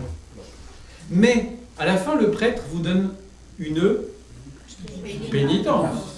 Si vous ne la donnez pas, vous lui réclamez. Parce que c'est votre droit. Le droit du fidèle, c'est d'avoir une confession complète, du début à la fin. C'est de choisir d'avoir ce confesseur. Il est libre de choisir qui il veut pour se confesser. Hein. Mais aussi, c'est d'avoir une confession complète, où il a le droit l'aveu des péchés, l'absolution et la satisfaction, la réparation. Parce qu'à travers la prière ou l'action bonne que le prêtre me demande d'accomplir, je vais réparer quelque chose que j'ai abîmé en moi. Imaginez votre petit-fils qui joue au ballon dans la cour et qui tape un peu fort, le ballon passe chez le voisin, renverse un nain de jardin du voisin, pouf, et ce nain de jardin se casse en 4 morceaux. Voilà. J'ai fait une bêtise. Votre petit garçon, votre petit-fils va voir son voisin. Bon, vous connaissez bien, vous avez une bonne relation de voisinage, donc il comprend bien que ça n'a pas été fait exprès, donc il lui pardonne. Voilà. Ta faute, je te la pardonne. Mais il faut réparer le désordre. On va balayer, on va coller les morceaux, on va racheter un nain, on va voir une solution pour réparer le mal qui a été fait. On le voit bien dans nos affaires malheureusement sordides, d'abus dans l'Église ou dans la société, abus sexuels, abus spirituels. Non seulement on reconnaît que la personne a été victime, l'enfant en particulier a été victime d'un prédateur, on lui demande pardon. Il faut demander pardon à un enfant ou à la personne qui a été blessée, abîmée. Et après, il faut réparer, ou aider à réparer le mal qui a été fait. Bien voilà, ça, c'est aussi ce que nous avons à faire, de réparer le mal qui a été fait. Soit ici-bas, soit si on n'a pas eu le temps de le faire, on ne s'en est pas rendu compte, après notre mort, et ça s'appellera l'infirmerie du bon Dieu. C'est le curé d'Ars qui dit ça. L'infirmerie du bon Dieu, c'est le purgatoire. En fait, c'est une invention de la miséricorde de Dieu, le purgatoire. Heureusement qu'il est là. C'est le lieu de la guérison intérieure. C'est le lieu où tous mes désordres, quand je commets un péché, non seulement je blesse, mais en même temps je vrille mon âme. Donc elle n'est plus transparente, elle n'est plus toute lisse, elle ne te laisse pas transparaître la grâce de Dieu, la lumière de Dieu, elle est toute vrillée. Eh bien, j'ai besoin d'être repassé comme un vêtement qui aurait été plissé. Voilà. Il y a eu plein de plis pendant ma vie. Ben voilà, je mets ça. Voilà. J'aime bien aussi cet exemple de la robe de mariée. Mesdames, jour de votre mariage, toute belle, toute lumineuse, bien coiffée, tout ça. Belle robe blanche pour rentrer. Voilà. Mais vous êtes précipité le matin, vous avez besoin d'un petit remontant, vous avez pris une tasse de café. Et une goutte est tombée sur cette belle robe blanche. Oh non! Catastrophe! Vous ne pouvez plus rentrer dans l'église comme ça, c'est pas possible. Il va me voir comme ça, mon fiancé. Puis toute la soirée, on va me voir avec... Non. Il faut vite que j'aille au nettoyeur, au pressing. Il faut qu'il nettoie ça. Et bien ça, dans l'au-delà, ça s'appelle le purgatoire. Voilà. Laver toutes les tâches qui restent encore sur ma belle robe baptismale pour entrer au ciel. Il faut avoir le vêtement pour entrer dans l'éternité, au repas des noces de l'agneau. Eh bien, voilà, le purgatoire, c'est la façon que je vais choisir, parce que c'est moi qui me jetterai au purgatoire, entre guillemets. C'est moi qui irai à l'infirmerie pour être soigné, afin qu'une fois soigné, je puisse aller au ciel. Et c'est là où nous, on intervient, les saints du ciel et les saints de la terre, on pourrait dire, par nos prières, nos sacrifices et surtout la messe, nous arrivons pour dire, voilà Seigneur, accélère le temps de guérison, le temps de cicatrisation des plaies de cette personne, afin qu'elle soit prête plus tôt pour aller au ciel. C'est ça nos prières, l'intercession. Les indulgences. Et puis, troisième solution, et puis après je vais terminer avec un petit texte du pape François. Troisième solution, dramatique, qu'il faut envisager, devant laquelle il ne faut pas avoir peur en soi, mais qui est toujours possible, c'est ce feu, eh bien je ne veux pas qu'il rentre en moi. Ce feu, face au feu, je boude, je m'enferme, l'enfermement. Voilà. Eh bien, ce feu ne peut pas entrer en moi, il va rester à l'extérieur, il va me consumer. Ce qu'on appelle l'auto-exclusion, ça s'appelle l'enfer.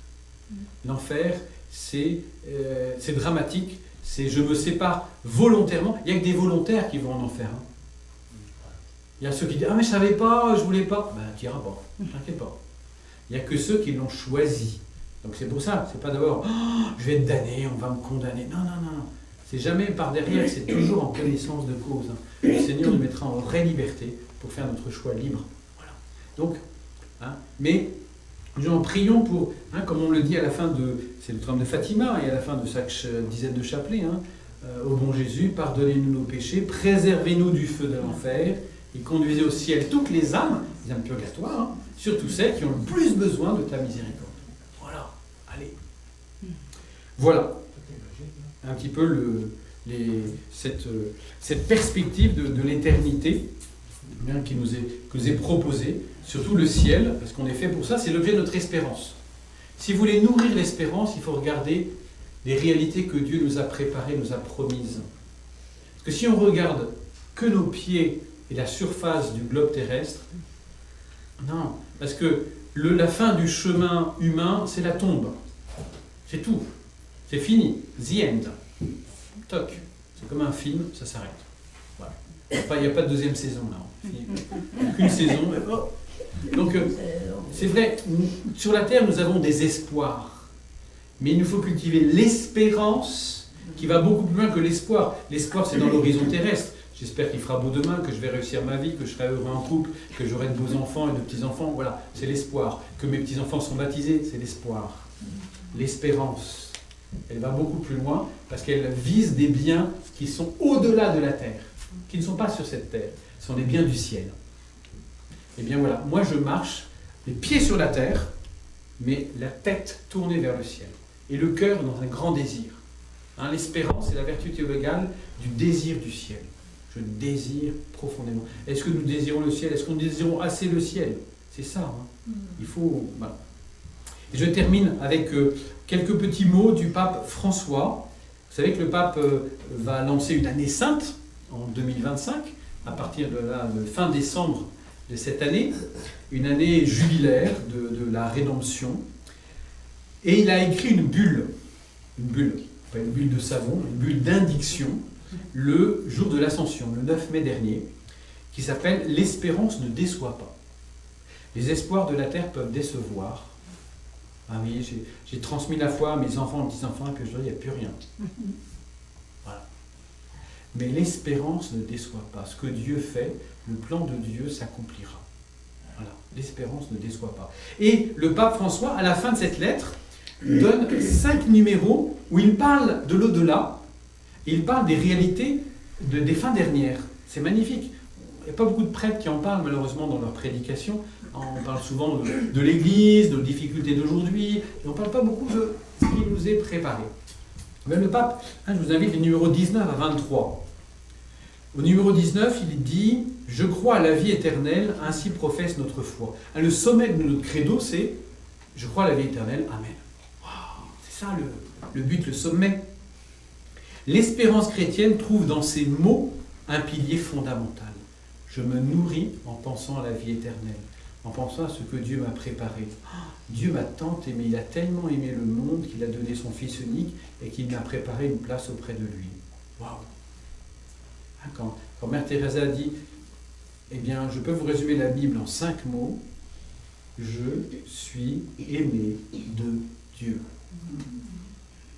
Voilà. Si je suis aimé de Dieu, c'est qu'il me désire être avec lui. Il m'a créé pour être avec lui. Voilà. Et c'est ça le fondement de mon espérance. En effet, la vertu théologale par laquelle nous désirons comme bonheur la vie éternelle est l'espérance. Le Concile Vatican II dit « Lorsque manque le support divin et l'espérance de la vie éternelle, ce qui arrive aujourd'hui, hein, dans nos années, là, la dignité de l'homme subit une très grave blessure. » L'homme est blessé. Si on ne lui annonce pas un message d'espérance, il est blessé, parce qu'il reste enfermé dans les réalités terrestres, alors qu'il n'est pas fait pour ça. C'est comme si on disait à un enfant dans le ventre de sa mère, ben, tu vas rester toute ta vie comme ça dans le ventre de ta maman. Ben, il ne comprendrait pas, il dirait, mais pourquoi alors me pousse des mains, un nez, des yeux, une bouche, des pieds, mais ça ne me sert à rien dans le ventre de maman.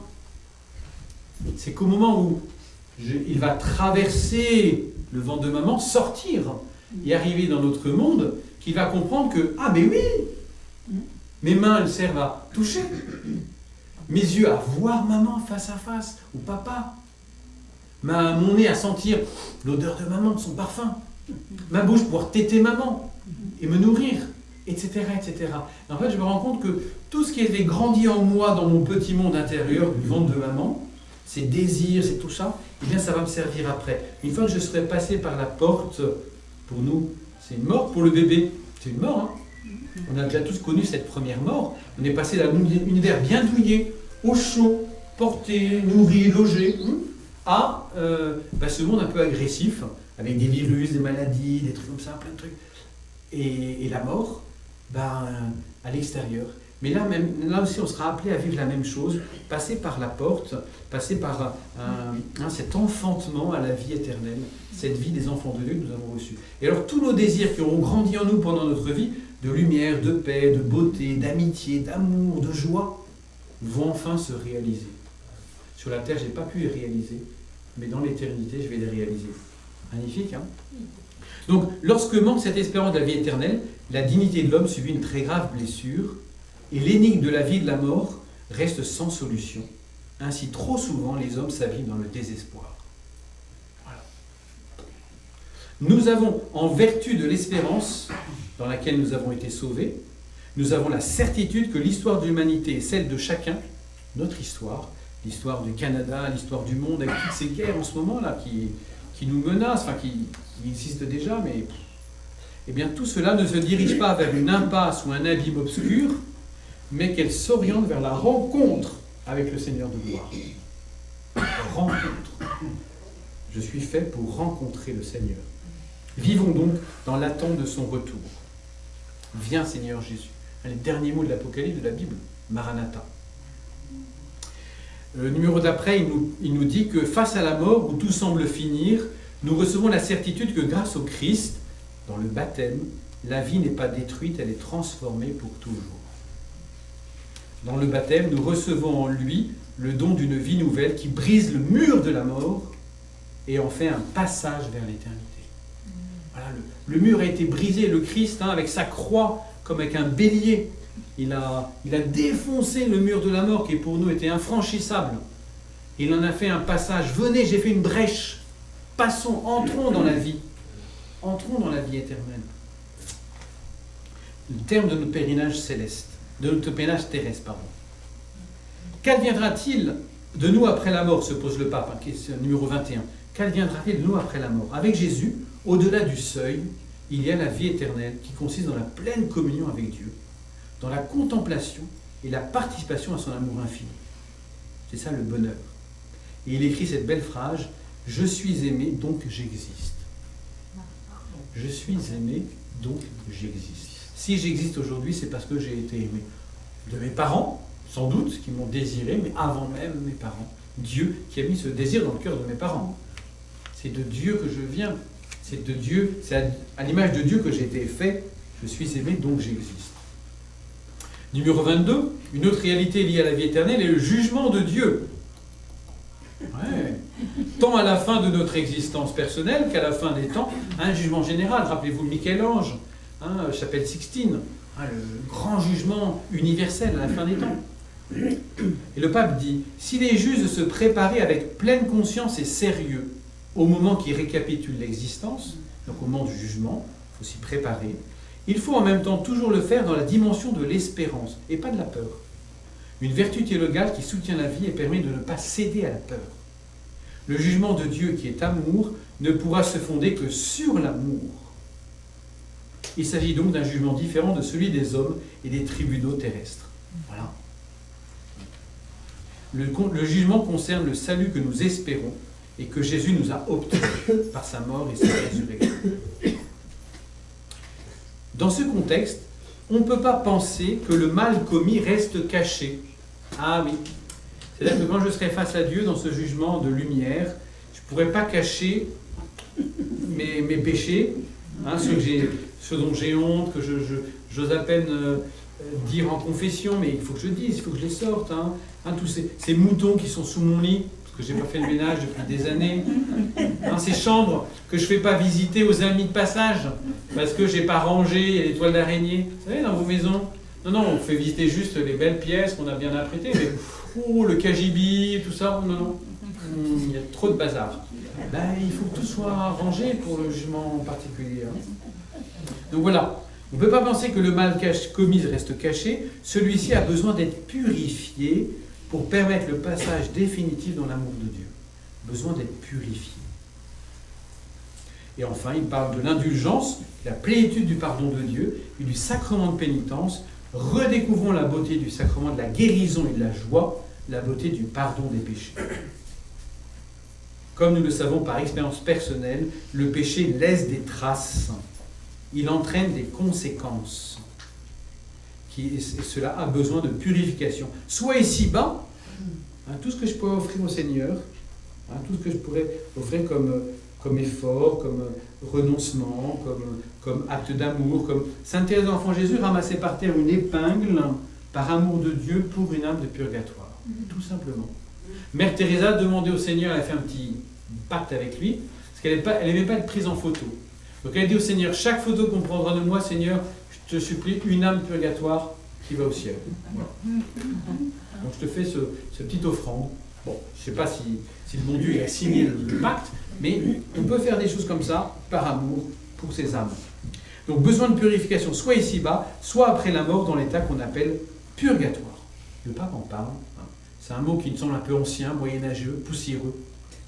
Mais en fait, c'est la belle réalité de cet amour de Dieu qui va jusqu'au bout. Je ne veux pas te perdre.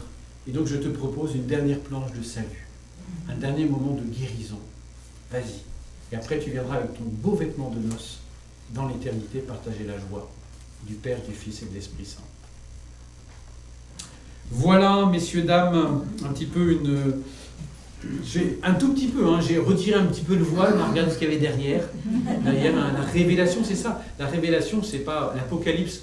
L'Apocalypse, ça tout a explosé, c'est pas ça. Le titre Apocalypse, c'est des révélations. Je retire un bout du voile pour regarder qu'est-ce qui se passe, comment Dieu agit à travers toutes choses, comment tout est dans les mains de Dieu. Une grande confiance. On vous a donné plein de petites traces, j'en ai expliqué plusieurs. Vous avez celui-là qui est pour pouvoir former, si vous souhaitez, dans votre paroisse, avec l'accord de votre curé, un groupe de prière pour les défunts. Comment on fait? C'est tout simple. Hein, on a une petite revue, nous, au sanctuaire, qu'on envoie tous les 3 mois à ces groupes de prière. Et puis, voilà, c'est un lien entre le sanctuaire de Montlégion, qui prie tous les jours pour les défunts et cette fraternité, et chaque petite lumière, chaque petit groupe de prière disséminé dans le monde, qui va prier pour les défunts de la fraternité, les défunts de la paroisse, les défunts de nos familles. Voilà, 1 fois par mois, par exemple. Voilà. Si vous voulez plus de renseignements pratiques, vous pouvez demander à Gérald de Baril, mon ange gardien, coordonnateur national de la fraternité au Canada, qui lui s'occupe d'un groupe de prière à Gatineau. Et je vous propose, avant de vous laisser peut-être un temps, peut-être de questions si vous souhaitez, questions-réponses, peut-être voilà, pour respirer aussi, il fait chaud, hein, là, de dire la prière, vous êtes derrière vos images. On va pouvoir se lever et se tourner vers l'image de l'affiche Notre-Dame de Montlégion pour prier pour nos défunts.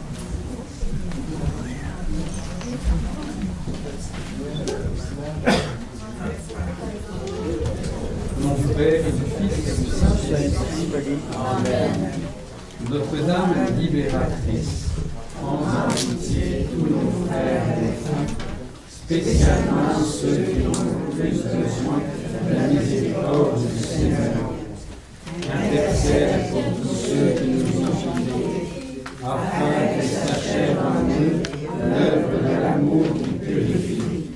Que notre prière, unie à celle de toute l'Église, leur obtienne la joie qui surpasse tous les vies, et apporte ici-bas consolation et réconfort à nos frères éprouvés ou désemparés. Mère de l'Église, aide-nous, pèlerins de la terre, à mieux vivre chaque jour notre passage à la perfection. Guéris-nous de toute blessure du cœur et de l'âme.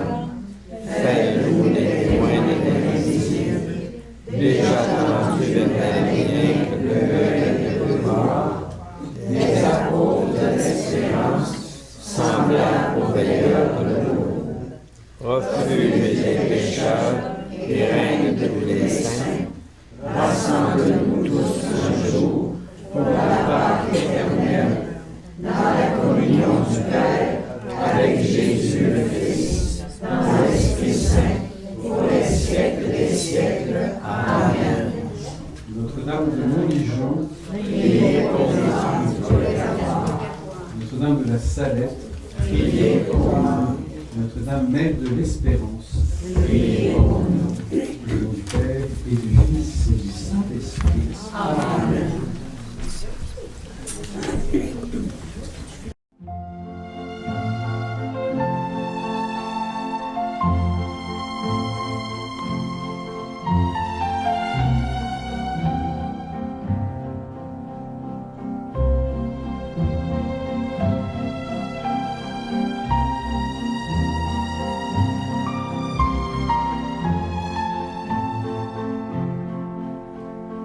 Est-ce qu'on peut en mettre...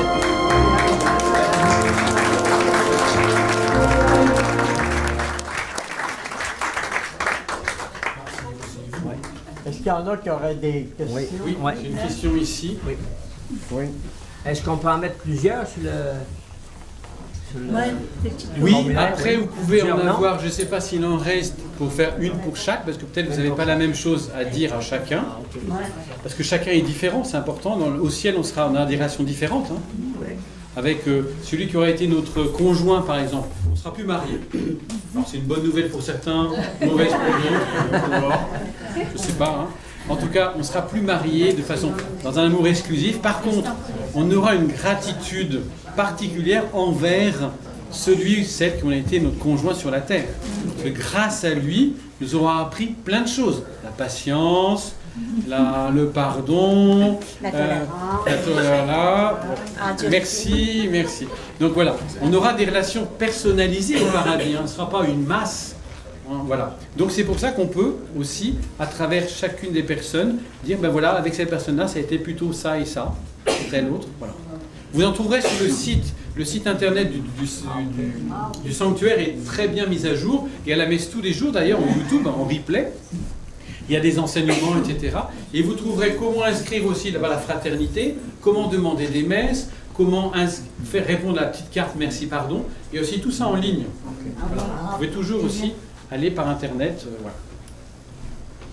Moi, je voudrais vous dire particulièrement merci parce que vous nous avez expliqué très très bien. Merci beaucoup, beaucoup. Le bon Dieu Merci à nous a vous. aimés aujourd'hui. Merci. Merci.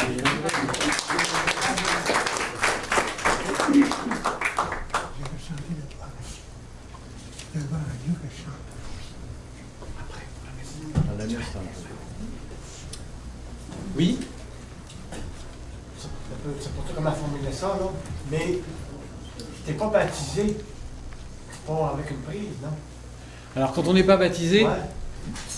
alors on a tous été créés par amour, par Dieu, pour être avec lui, même un non baptisé. Alors, je ne sais pas pourquoi il n'a pas été baptisé. Est-ce que peut-être il est dans un pays qui n'est pas de tradition chrétienne, on ne lui a jamais parlé de Jésus, jamais proposé. Hein, un musulman ou quelqu'un qui est dans une jungle en Afrique ou qui est dans son igloo au Groenland, peut-être qu'il n'a jamais entendu parler de Jésus. Mais si dans son cœur, il a suivi les commandements de Dieu, c'est-à-dire la loi naturelle, s'il a cherché le bien, etc., eh bien, il pourrait être sauvé. Parce que l'Esprit Saint, c'est le Concile Vatican II qui le dit, hein, l'Esprit Saint agit dans le cœur de tout homme en vue du salut. S'il ne l'a pas refusé intérieurement, s'il n'a pas dit « non, j'en veux pas, je veux pas du salut », eh bien, il pourra l'obtenir. Tout homme peut être sauvé. Voilà. C'est mieux, il faut qu'il accepte. Il faut qu'il accepte. Il ne faut pas qu'il ait refusé. Hein. Il ne faut pas qu'il dise « oui, moi je suis dans un pays chrétien, je suis baptisé, mais je me fais débaptiser, puis je refuse ». Alors après, c'est pas à nous de dire s'il va au ciel, au purgatoire ou en enfer. Ça, c'est heureusement, le jugement appartient à Dieu et à l'âme elle-même. Voilà. Donc on ne peut pas dire telle personne était mauvaise, elle ira en enfer, pas possible.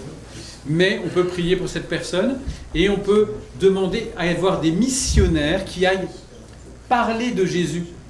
Vous savez, en fait, le monde musulman, mais le monde païen attend qu'on lui parle de Jésus. Vous avez plein d'histoires comme ça. Une histoire, c'est dans la Cité de la Joie de Dominique Lapierre qui est passé des semaines et des semaines à Calcutta, dans un bidonville, pour aider Mère Teresa. Et il avait juste un petit taudis de 2 mètres sur 2 mètres avec une natte par terre. Et puis sur un des murs, un des 4 murs, il avait le visage du Saint-Suaire, du Christ du Saint-Suaire de Turin. Et un soir, il rentre après une journée bien difficile d'interview et d'aide auprès de Mère Teresa, il entre dans sa petite cahute et il voit un homme qui est agenouillé, prosterné devant cette image. Il dit, mais qu'est-ce que vous faites chez moi, dans ma maison? Il dit, mais c'est qui cet homme? C'est lui que je cherche. C'est lui que je veux connaître. Un hindou. Voilà. Aucune tradition, on n'y en a jamais parlé de Jésus. Voilà. Une autre, c'est il y a eu un film, très beau film avec Ingrid Bergman, qui s'appelle L'Auberge du 6e bonheur. L'histoire de Gladys Hallward, qui est une missionnaire anglicane qui part d'Angleterre pour aller évangéliser le nord de la Chine, la Mongolie intérieure. Donc elle passe par le nord, etc. Voilà. Et elle arrive dans un village, alors c'est peut-être pas dans le film, mais c'est dans l'histoire vraie. Elle arrive dans un village, et dans ce village, elle parle, il y a toute une religion shintoïste ou bouddhiste qui est là, de tout un monastère, et elle parle du Christ à ce monastère, et tous se convertissent, en disant, en fait, c'est celui-là qu'on attendait. On attendait depuis des années que quelqu'un vienne nous dire qu'il existe, et qu'on peut tourner notre cœur vers lui. Voilà. En fait, trop tard. comment ? Il n'est jamais trop tard. Jamais trop tard. Et je pense que tout homme, si on lui présente bien, mais quelquefois on lui présente mal, si on lui présente bien le Christ, eh bien, est prêt à l'accepter parce qu'il est profondément aimé par le Christ. Il est là. Voilà. Il nous attend. Il nous attend. Donc, une grande espérance de ce côté-là. Le Christ, notre espérance. L'espérance de tout homme. Voilà. Je voulais savoir, vous parliez des esprits mauvais. C'est qui, eux autres?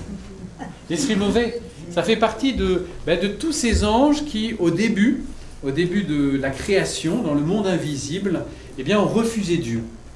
Dans tous les anges, Dieu les a pas obligés à l'aimer. Hein. Dieu leur a posé la question, voulez-vous m'aimer? Veux-tu m'aimer? Veux-tu venir avec moi? Et donc, il y a une grande partie des anges qui ont voulu, et une partie qui n'a pas voulu. Satan en premier, qui a dit, je ne servirai pas, je ne veux pas entrer dans cet amour de Dieu, je veux me servir moi-même, par l'orgueil. Et des anges les ont suivis. Donc des anges, des esprits mauvais, que Jésus est venu chasser, on voit dans l'Évangile, qu'on voit aussi quelquefois dans notre vie, il y a des mauvais esprits qui traînent. Des esprits de mort, des esprits de jalousie, des esprits de haine, des esprits de mensonge, qu'il faut refuser. Il faut dire non, je ne vais pas entrer dans cette pensée, dans cette émotion qu'il me suscite en moi. Voilà. Donc il y a un combat spirituel. Le combat spirituel que vous avez tous les jours à vivre contre une mauvaise pensée, contre une pensée critique, etc. C'est porté par un mauvais esprit qui vient vous chatouiller, vous tenter. Voilà. C'est tout ce monde invisible. Mais il y a plus d'esprits bons que d'esprits mauvais. Et que nous avons tous un ange gardien, par contre on n'a pas de démon gardien. Ça c'est une bonne nouvelle. Hein, pas comme dans les dessins animés, on a un petit ange et un petit démon qui se disputent là. Non, on n'a qu'un ange qui est avec nous, parce que Dieu est bon, il veut nous conduire à lui. Voilà. Donc, mais c'est vrai qu'il y a du combat, il y a des êtres invisibles, et c'est ça, Saint Paul en parle souvent, il dit, notre vrai combat n'est pas contre des puissances de chair, c'est pas des questions de politique, les vrais combats. C'est vrai aussi. Mais c'est ce qu'il y a par derrière, l'idéologie qu'il y a par derrière, cet esprit de mort qui, dans ces questions de fin de vie, dans ces questions d'avortement, etc., ces esprits qui veulent absolument détruire le projet de Dieu dans l'humanité. Voilà. Oui, quand on rêve c'est quelqu'un qui est décédé, là, est-ce qu'il faut absolument prier pour lui ou bien c'est un message, une envie, je sais pas. Eh bien, prier, ça fera toujours du bien. Mon fils se laisse toucher, c'est comme à Pontmain, Sainte Vierge qui a dit aux enfants, priez mes enfants, mon fils se laisse toucher. Bien, oui, prions, c'est-à-dire, c'est quoi prier? En fait, prier, c'est entrer dans les vues de Dieu, entrer dans le cœur de Dieu, Dieu qui veut le salut de tout homme, Dieu qui veut que tout homme s'approche et entre dans son cœur, c'est ça. Je veux que ce défunt, il aille avec Dieu, il soit accueilli par Dieu. Voilà. Je ne veux pas qu'il soit loin de Dieu, je veux pas que, par exemple, quelqu'un qui n'a pas eu le temps de demander le baptême, tiens, ou nous à Montlégion, on a aussi, j'en ai pas parlé, mais je peux en parler 2 secondes là, c'est que on prie pour les personnes qu'on a connues, qui sont décédées, mais quelquefois il y a des personnes qu'on n'a pas connues. Par exemple, les bébés qui sont morts dans le sein maternel. Et nous avons à Montlégion justement une petite chapelle dédiée à Notre-Dame des tout petits défunts, pour tous les enfants qui n'ont pas vu le jour, pour de multiples raisons. Ça peut être une fausse couche, ça peut être une malformation, ça peut être un avortement, ça peut être une IMG, une UVG, voilà.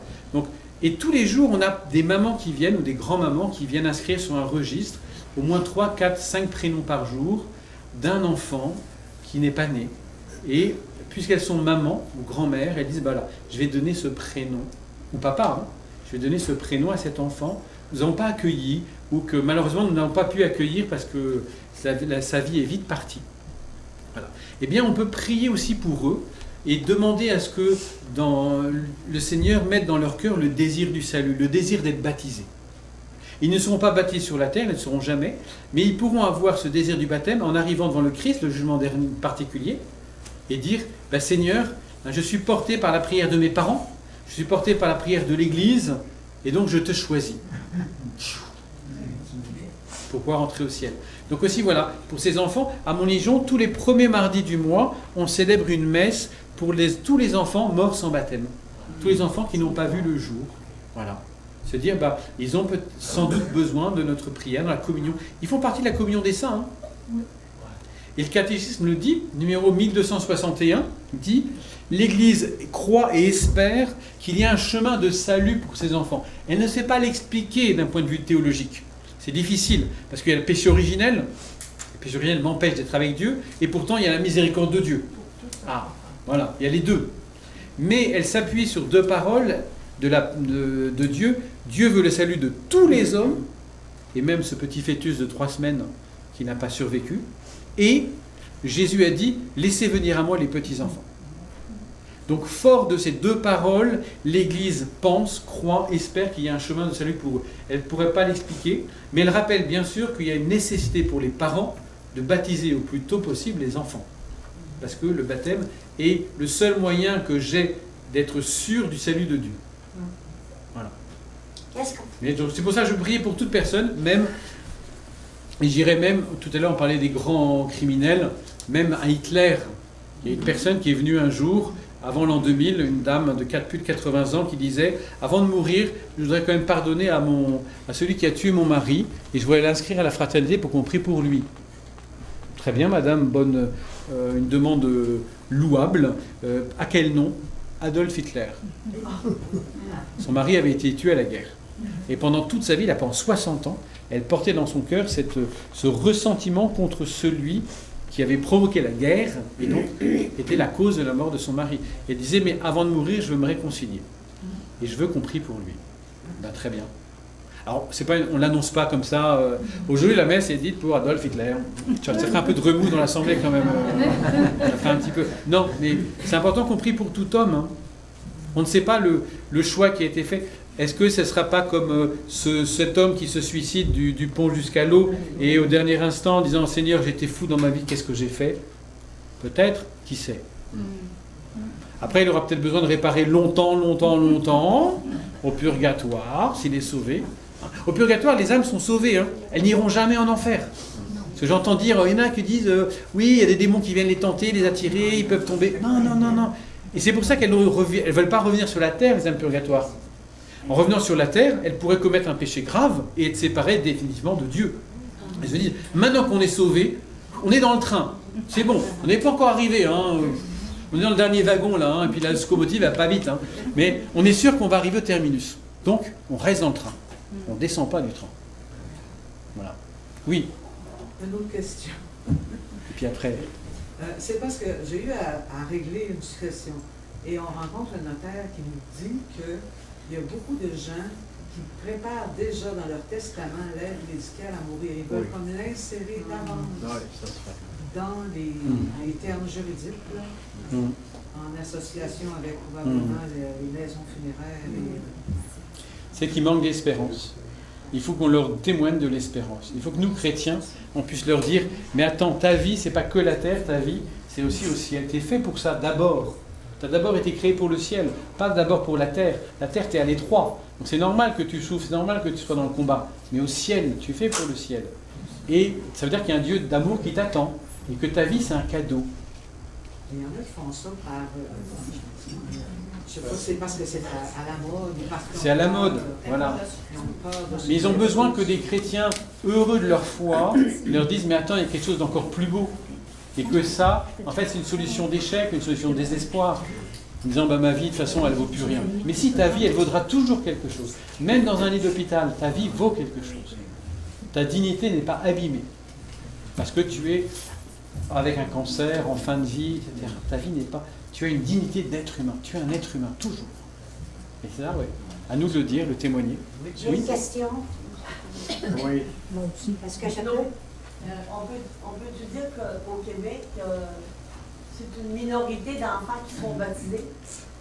Puis, c'est pas de leur faute. Comme en France. On ne peut pas entendre parler de Jésus, on n'a pas le droit de nous en parler. Ils ne veulent pas pour les enfants, les parents ne veulent pas. Qu'est-ce que vous en pensez? Ils n'iront pas à l'enfer parce qu'ils n'ont pas été baptisés, ils ne savent même pas c'est quoi. Voilà, c'est pas à nous de juger, c'est pas. Mais par contre, on peut toujours demander dans la prière et surtout bénir, envoyer la bénédiction de Dieu, parce qu'un jour, ces enfants peuvent choisir le baptême. J'ai beaucoup de confrères qui sont en paroisse. Moi, je suis plus en paroisse. J'ai fait 16 ans de paroisse. Maintenant, je suis en sanctuaire. Mais beaucoup de confrères qui m'ont dit, là, depuis le mois de septembre, ils ont. C'était en janvier qu'il m'avait dit, un confrère qui m'a dit ça. Toutes les semaines, j'ai un jeune qui vient demander le baptême. Toutes les semaines, un jeune de 15 à 25 ans, ils en avaient 15 à préparer au baptême. Depuis septembre, octobre, novembre, décembre, voilà. Ils avaient 15 jeunes. Jésus pour ça? Oui, mais vous savez, le bon Dieu, il utilise des moyens pour parler de Jésus, c'est incroyable. On m'a raconté une fois, à l'église Saint-Séverin à Paris, un jeune qui est dans une grande école, polytechnique ou autre, qui a 20 ans, donc un gars très intelligent, qui fait tout le tour de l'église, qui regarde. Ah, c'est pas mal ça, le chemin de croix, tiens, ah, c'est pas mal. Et il arrive à la fin, il demande à la dame qui gardait un petit peu l'église, qui s'est visitée, mais c'est beau, hein, votre église, tout ça, c'est bien, mais c'est qui ce Jésus dont vous parlez là, hein? 20 ans, grandes études, hein, un gars intelligent, jamais entendu. Et bien voilà, il fréquente une église, il va poser la question, il va avoir, mais oui, le désir, mais c'est qui celui-là? Il va aller chercher. Vous savez, il y a beaucoup, c'est étonnant parce qu'on ne sait pas par où ils arrivent, dans nos paroisses, mais beaucoup de gens qui demandent le baptême, adultes ou jeunes, mais comment vous avez fait? Alors soit c'est un chrétien, soit ils en ont entendu parler à la télévision ou dans une recherche sur Internet, ou voilà, c'est bizarre, c'est pas un chemin traditionnel de la famille n'a pas transmis, c'est par ailleurs. Et là, il faut vraiment vivre une grande confiance et dire, voilà, je veux être missionnaire comme Sainte Thérèse. Hein. Sainte Thérèse missionnaire, elle s'est enfermée au Carmel. Hein. C'est étonnant, hein, mais oui, parce que dans la prière, dans la confiance, dans l'abandon à Dieu, je peux bénir aussi et ça peut attirer à Dieu beaucoup d'âmes. Donc vraiment être grande confiance. Une dernière question, c'est Gabriel. En relation avec ce que Diane vient de dire, qu'est-ce que vous pensez du baptême de désir? Ben, c'est bien. Moi, je suis pour. Dans le baptême de désir, il y a, en fait, il y a le baptême de désir et le désir du baptême. Deux choses différentes. Le baptême de désir, c'est le baptême qu'ont reçu les catéchumènes qui n'ont pas eu le temps d'aller jusqu'au bout de leur démarche et qui sont décédés avant. Un catéchumène qui se prépare au baptême mais qui meurt d'une maladie ou d'un accident de voiture est considéré par l'Église comme baptisé parce qu'il avait le baptême de désir. C'est ce qu'on appelle c'est pas suffrage, le mot m'échappe, c'est une suppléance. C'est une suppléance au baptême d'eau, au baptême sacramentel. Mais c'est considéré comme un baptême, comme un vrai baptême. Et après, il y a le désir du baptême. Et bien, le désir du baptême, c'est les parents qui ont les désirs du baptême pour l'enfant. L'enfant ne l'a pas, mais c'est l'Église, les parents, des amis, qui vont prier pour cette personne avec le désir du baptême pour cette personne. Voilà. Et bien, si cette personne meurt, elle pourra voir toute cette prière, je pense, qu'on a faite pour elle, en disant, regarde, nous, on désire pour toi ce bien.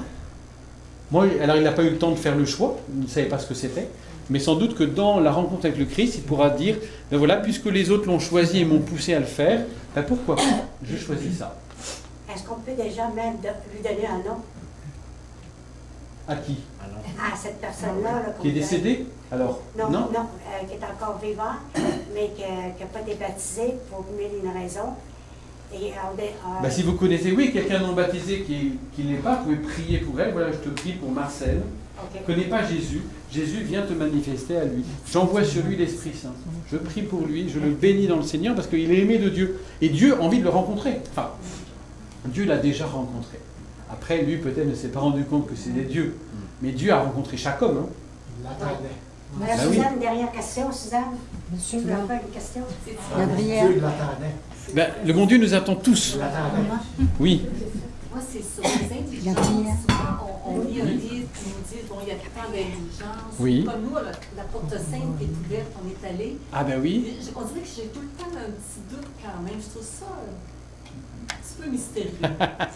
Alors, tout à fait. Parce que ce n'est pas un point central de notre foi. Pour autant, dans le catéchisme des catholiques, vous avez 5 numéros qui parlent des indulgences. Indulgence, c'est la définition, après je vous l'explique, hein, c'est la remise partielle ou totale des peines temporelles dues au péché. Vous savez, c'est ce petit désordre dont je vous parlais, cette réparation. C'est-à-dire que quand j'ai vrillé mon âme, quand j'ai impliqué des blessures à mon âme suite à un péché, eh bien, il faut que je guérisse ou que je répare. Et bien, cela, il faut une certaine quantité de, on va dire, entre guillemets, de médicaments, de soins pour guérir. Ben, c'est ce qu'on appelle la peine. Peine temporelle. Hein, quand Dieu inflige une peine, ce n'est pas pour punir, c'est pour guérir. C'est toujours médicinal. Donc il y a une peine temporelle qui est liée au désordre qui a été fait. Pour que tu puisses guérir, tiens, tu as besoin de prendre tant de Doliprane, tant de sirop, si tu veux guérir. Voilà. Ou la chimiothérapie, tant de séances pour pouvoir guérir de ton cancer. C'est ça. Eh bien, l'indulgence va être la remise de cette peine. Tu devais faire ça, mais quelqu'un d'autre l'a fait à ta place. Quelqu'un d'autre t'a obtenu la rémission de cette peine. Maintenant, tu es libéré. Donc, qu'elle soit plénière ou partielle. Alors, c'est plus en jour ou en siècle, comme autrefois on le faisait, hein, mais c'est en partie ou totalement qu'on peut obtenir cette indulgence qui fait partie du trésor de l'Église. L'Église pioche dans le mérite du Christ et des saints pour l'appliquer à des âmes qui en ont besoin. Voilà. Alors, il faut, pour l'obtenir, une œuvre indulgentielle, passer la porte sainte, dire le chapelet en communauté. Ça suffit. Une demi-heure d'adoration eucharistique. Ça suffit. Une demi-heure de Lectio Divina ou un chemin de croix. Il y a plein d'œuvres qui sont indulgentiées. Et bien pour toutes ces œuvres, une fois par jour, vous pouvez obtenir l'indulgence plénière. Il faut faire cette œuvre-là. Il faut prier aux intentions du pape. Je crois en Dieu, notre Père, gloire au Père, ou je vous salue Marie. Il faut avoir communié dans la journée, ou si vraiment je suis empêché le lendemain, ou une communion spirituelle le jour même. C'est confesser dans les 20 jours avant, 20 jours après. Et ne pas avoir d'attache au péché, même